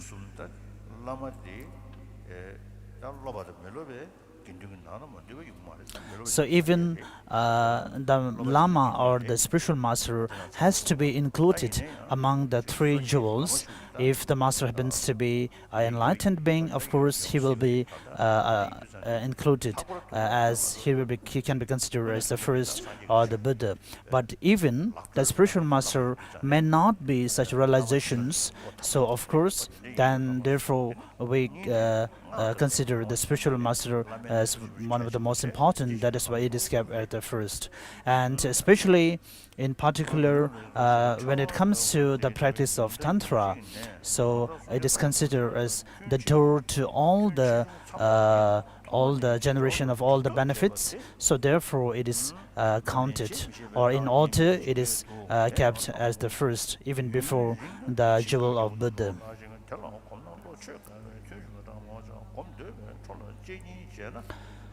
Generation of mind, I will actualize the completely enlightened state of Buddhahood for the sake of all sentient beings. For that purpose, I will practice the stages of path to three individuals. Second, the main process of relying on the spiritual teacher as the root of the path. As said here, in the case of spiritual teacher that one is going to rely upon, also his mind should be disciplined through the three superior precepts, should possess qualification of scriptural insight, of extensive hearing, spiritual precept of wisdom, realizing suchness. Special qualities highly superseding from the students.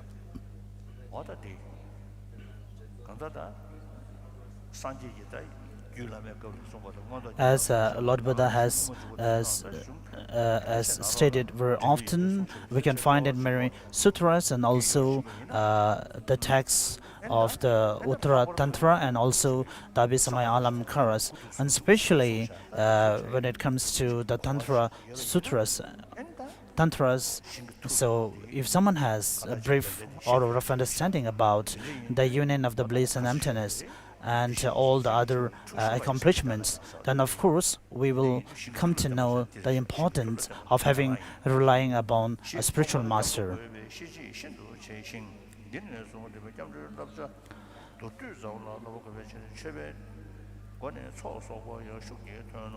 As said here, the student should be, when possessing 5 qualities, he should be free from attachment to one side and hatred towards other side, should possess intelligence to be able to distinguish between adopting the right explanation and discarding the wrong explanation, should also possess great aspiration to a sublime dharma, respectful to the Dhamma teacher and paying proper mental attention.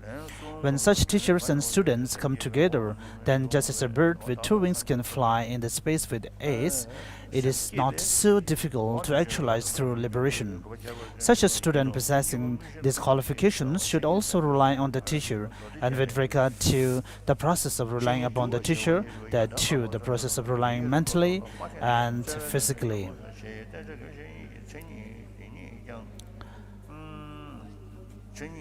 As said, it is important that an unchanging faith toward the spiritual master must precede. Here also one must see the spiritual teacher as one having eliminated all faults and possessing all qualities. However, due to being the period of argument, the Lama has mixture of faults and qualities. As said here, to the perception of those of us, the impure followers, the qualities and faults will come together. So first we should stop the fault-finding mind. If that is eliminated, there is no way but that one with all qualities will automatically come.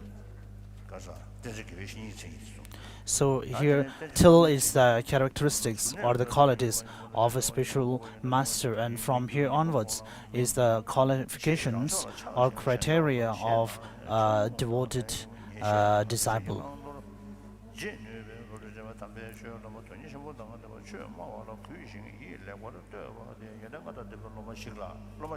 So the spiritual disciple should be someone which contains 5 qualities, and among them the most important being that he is unbiased or not falling on either side.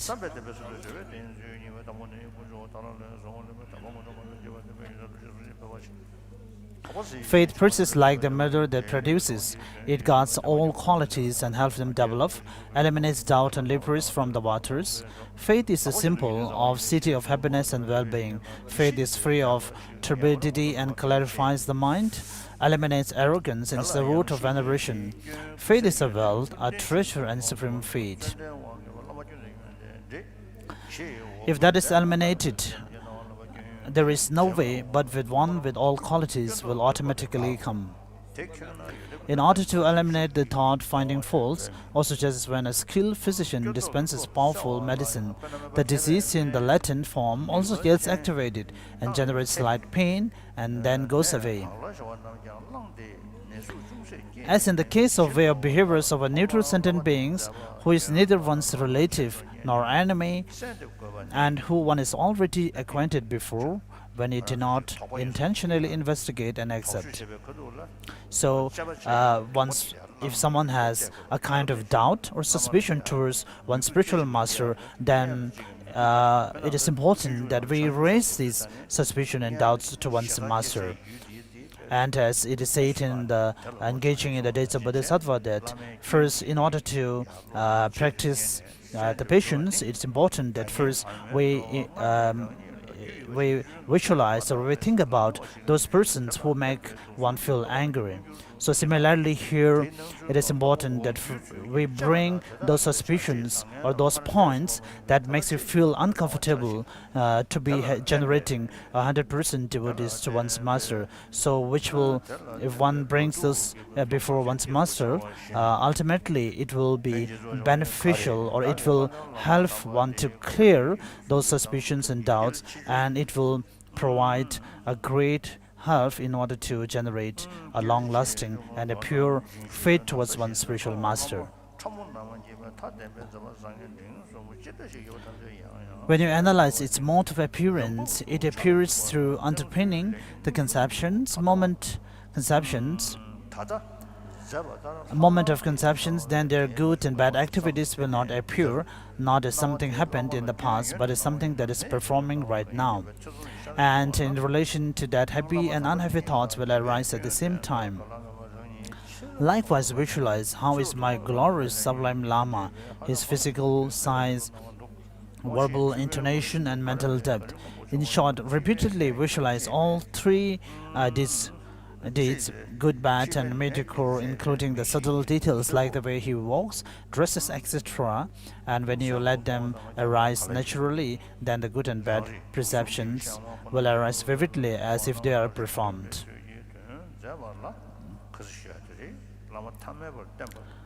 And as I stated before, that it is only due to the kindness of our master appearing in an ordinary appearance, which makes it possible for all of us to see and listen, receive teaching from him directly. If he happens to be someone reciting in the mid of the high of sky, then there is no way that we will be able to receive instruction from him. So therefore, whatever the false appearance or whatever fault that we see in one's master, it has to be utilized, or it has to be transformed in such a way that it becomes a causes to generate faith within us towards master. This is not different from the appearance of extremely white snow mountain is blue in the perspective of a person with mistaken sense consciousness, and the seeing of a conch as yellow by the eye consciousness of a person suffering from jaundice.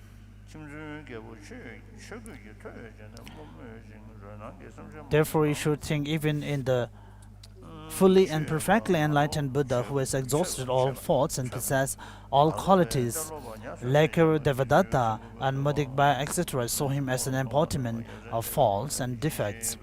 Arya Sangha saw Lord Maitreya as a female dog whose lower part of the body is being devoured by worms. Acharya Buddha Janapada saw Acharya Jambal Shein as an old householder using his religious robe as hat, turban, and plucking the filth and many sentient beings in the bars cooked.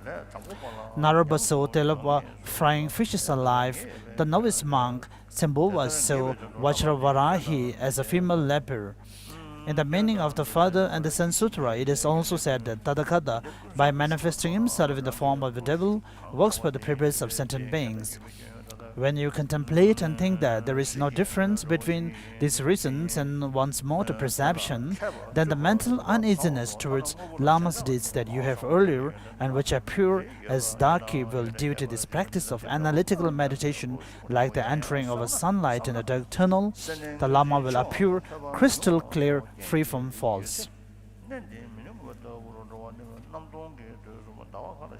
Thus, to try to negate even the subtlest faults and to try to develop faith as much as possible towards even small qualities, it is extremely important, as this lies as the root of all types of good things and accomplishments. Such unchanging spiritual faiths may be developed by merely hearing the attracting fame of someone even though he may not have directly benefited oneself by kindness. However, in order to develop great veneration, it is important to recollect the kindness. Even though there are Buddhas equal to the number of saints of the river Ganges who are endowed in the nature of being free from faults and possessing all qualities, but due to one's own lack of knowledge, there is no opportunity to receive their kindness. This, my kind Sublime Lama, in order to liberate the unruly, wild, and difficult to tame sentient beings, the self-embodiment of all the Tadakatas of the three times, have appeared in an ordinary form.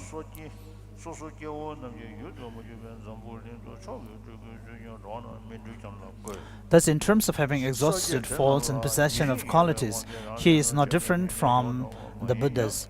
However, to one's own perspective, he is more than the Buddhas because even though in general the Buddhas, while without destruction, fluctuation from the state of great bliss of Dharmakaya, manifested themselves in the aspect and form of complete enjoyment body for the sake of uncommon trainees.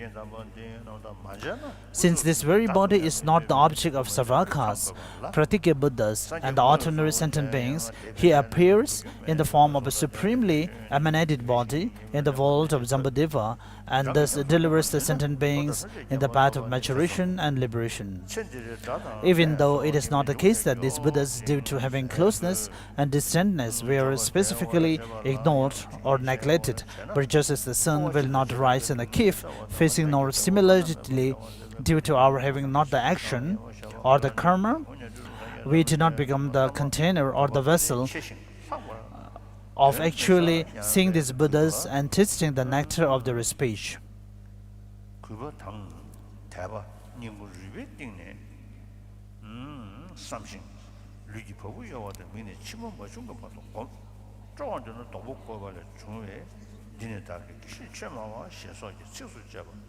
Second, the process of relying through practice. This is as said in the 50 verses of Guru devotion.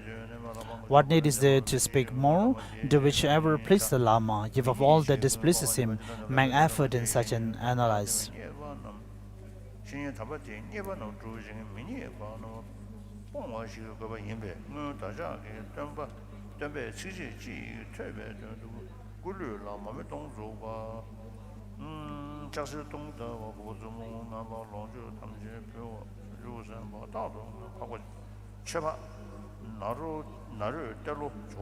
So till here is relying upon one spiritual master through a mental thought. So from here, how to practically rely upon or to be service to one's spiritual master.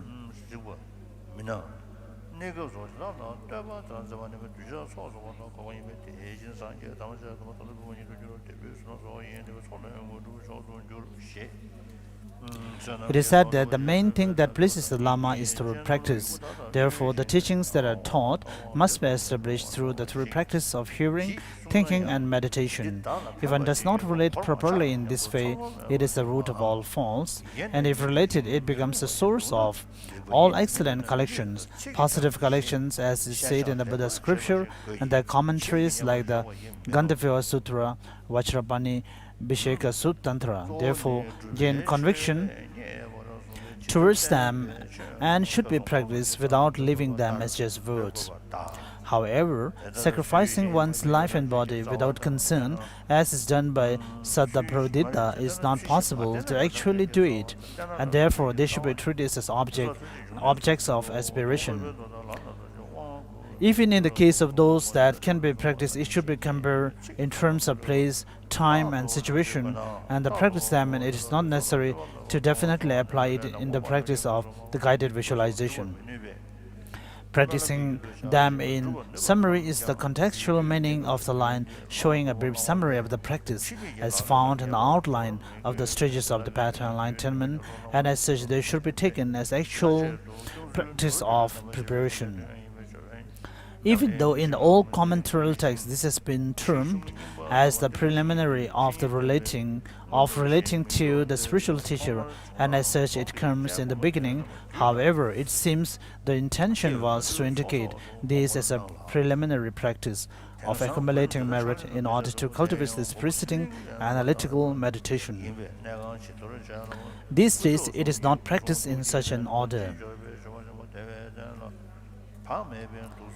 That also is the biography of the protector Savandipa, and hence clean and dust the place and habitat, and arrange the representation of body, speech, and mind of three supreme rarities, and display the offerings whatever you have. On a comfortable seat, sit in the full half-crossed leg position, and not in the careless way of sitting, and then undertake the practice. In the ancient commentaries, it is said that pledge being should be generated after purification through the mantra Subhava. In accordance with the teaching lineage of Manjushri Taglungpa Jabalodu Yaso, the root Lama should be generated into the protector Manjushri, and then in the form of supplication recite the several times. In some commentaries, the Lama should be generated into Shakyamuni Buddha, and then visualize a lotus with many external and internal levels of petals, and then on that the Lama should be arranged like the deities of Mandala. So in case of Guru Puja, since it is related to Vajrayana, it is impossible, or it is not appropriate for someone to recite it, those who have not received initiation. But other than that, Gandalayama is a very short version of Guru Yoga, which can be recited by everyone, irrespective of whether they have received initiation or not. So even as for the Guru Puja, those who have not received initiation, they may not be able or appropriate for them to recite it. So even if they visualize the meaning of the sentence and the words, so even the sentence which reads like the emptiness, the union of the emptiness and the bliss, and which is not different from the spiritual master. So even though it seems, even the practitioner himself or herself may not be actually visualized or meditated in the same way as it is being stated in the text. And so it is also stated as that the bodhicitta has been also praised as one of the most important aspects and one of the most important necessities in those Guru Pujas. So therefore, I also felt, I also wanted to express something here, and during the some annual Malam prayers, I've seen that they just keep on reciting some normal rituals and normal texts. Then I requested them that it may be even better to recite the Guru Puja. At that time, Bagula Rinpoche happened to arrive from India at that time, and I saw Bagula Rinpoche. And Bagula Rinpoche told me that if during the Molam prayers, annual Molam prayers, it may not be appropriate to recite Guru Puja. So even the great learning centers does not have the tradition of reciting Guru Puja, and even the Tantra college do not do so. So it may be due to the different lineage of the Vensa and the Se lineage, which comes from the central Tibet, and the Guru Puja is actually the lineage goes to Segu. So maybe from there onwards, so came to the eastern part of Tibet, the Mahamudra practice and the Guru Puja. And also Tashilimba Monastery do not have the tradition of reciting Guru Puja in their prayers or normal gatherings. So Bagula Rinpoche told me that when there are people, a huge gathering of people, so it may not be appropriate to recite Guru Puja. Then I contemplate and I thought about it many times, and I found that, of course, there is a reason behind that. Then I told and I advised them that instead of reciting Guru Puja, they can recite the two ornamental texts of Abhisamaya Alamkara and supplement to Madhyamika. So in that way, it will be also a reminding for them that whatever they have memorized before, they can recite again during the annual prayers, and also they can also while reciting about the 6 perfections or the 70 meanings and so on. So while reciting the 2 ornamental texts of Abhisamaya Alamkara and supplementary to the middle way, in that way all the sanghas can contemplate about the 6 perfections and other meanings. So that is the reason, and that was the causes behind that the annual Melam prayers happen to recite the 2 ornamental texts nowadays.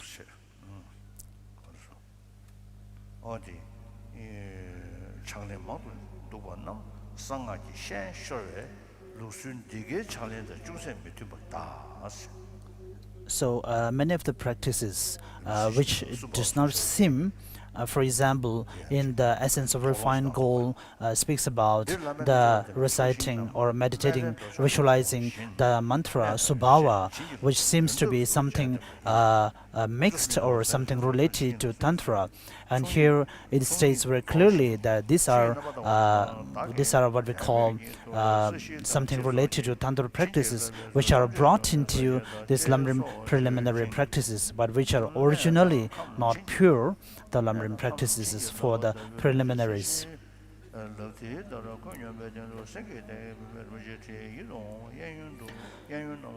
Through the truth of 3 supreme rarities, the blessing of the Buddhas and Bodhisattvas, the completion of the 2 collections, and the purity of the sphere of phenomena, and through the power of my faith and belief, and by the way of blessing and transforming the ground, the throne, etc., reside.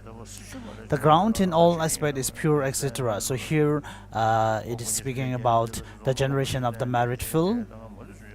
On that ground, which is like the blessed and transformed state of the place, and the elements and which is leveled like the palm of the hand. Imagine an attractive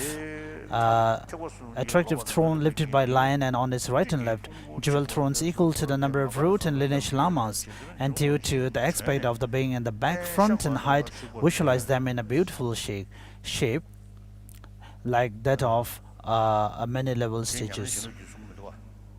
So here it speaks about the extensive learning and the lineage of the profound view, but it's not speaking about the experience or the practice lineage. So, and after being invited with the recitation of the 3 verses, one who is the protector of all sentient beings, etc., the unequal teacher, the king of Saya, who is indivisible from the kind of root lama who is giving this teaching, is surrounded by the lamas of the vast contact lineage and profound view lineage. Around them is the sanghas at the training and normal training stage, like gatherings of hebo clouds.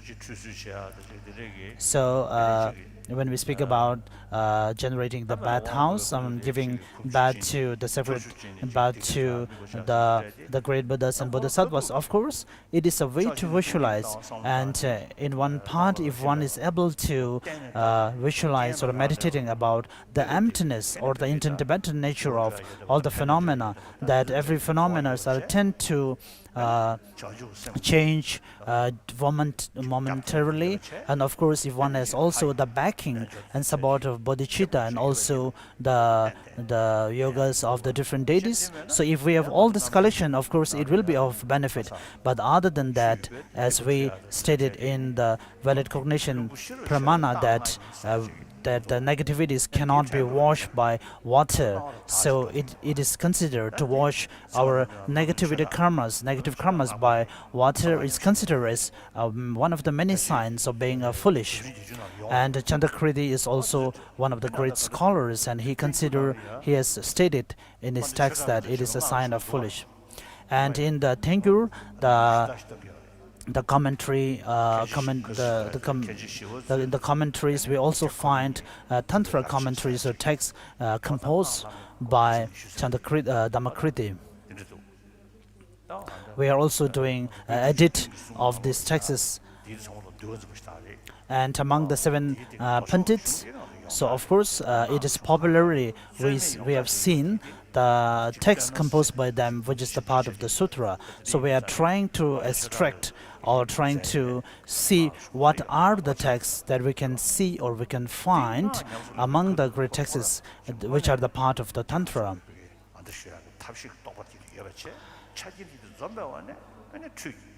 And someone having all these qualities of having the practice of the Tantra and all the other qualities, and of course if we offer a bath thing to the Buddhas and Bodhisattvas, then it will be of benefit. So if someone in Lhasa, we have a event or a tradition that someone sitting on a golden throne and offering or giving a bath to the Buddhas and Bodhisattvas. So this, if we consider this as very easy or something that we normally do as usual, so then it will be similar to what Dhammakriti has stated as a cause of being, as a sign of foolish. And it is also similar to what the Hindu traditions or the non-Buddhists also practice. But it is different. Their view is about a soul or a self which is independent and which is eternal. But however, being a Buddhist who does not believe in eternalism of a soul and a self, then having all those understanding or all those belief, then still if we do without all those qualities or understanding, consider giving water bath, spiritual water bath to the Buddhas and Bodhisattvas, then of course we are doing something wrong.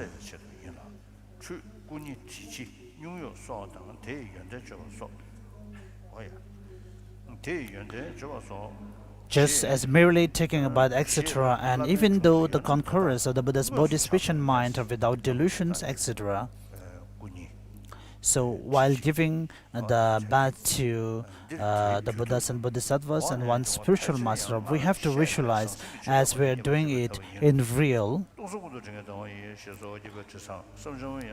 And likewise, the verses related to the six perfection, etc., and the elaborateness and the conciseness depending upon the situation offer the bath, even though the merit, fills, and reality are not contaminated. So we will pause here today. So even though before offering the 7 limb offerings, first it's better to offer our stomach. So we will break for lunch here.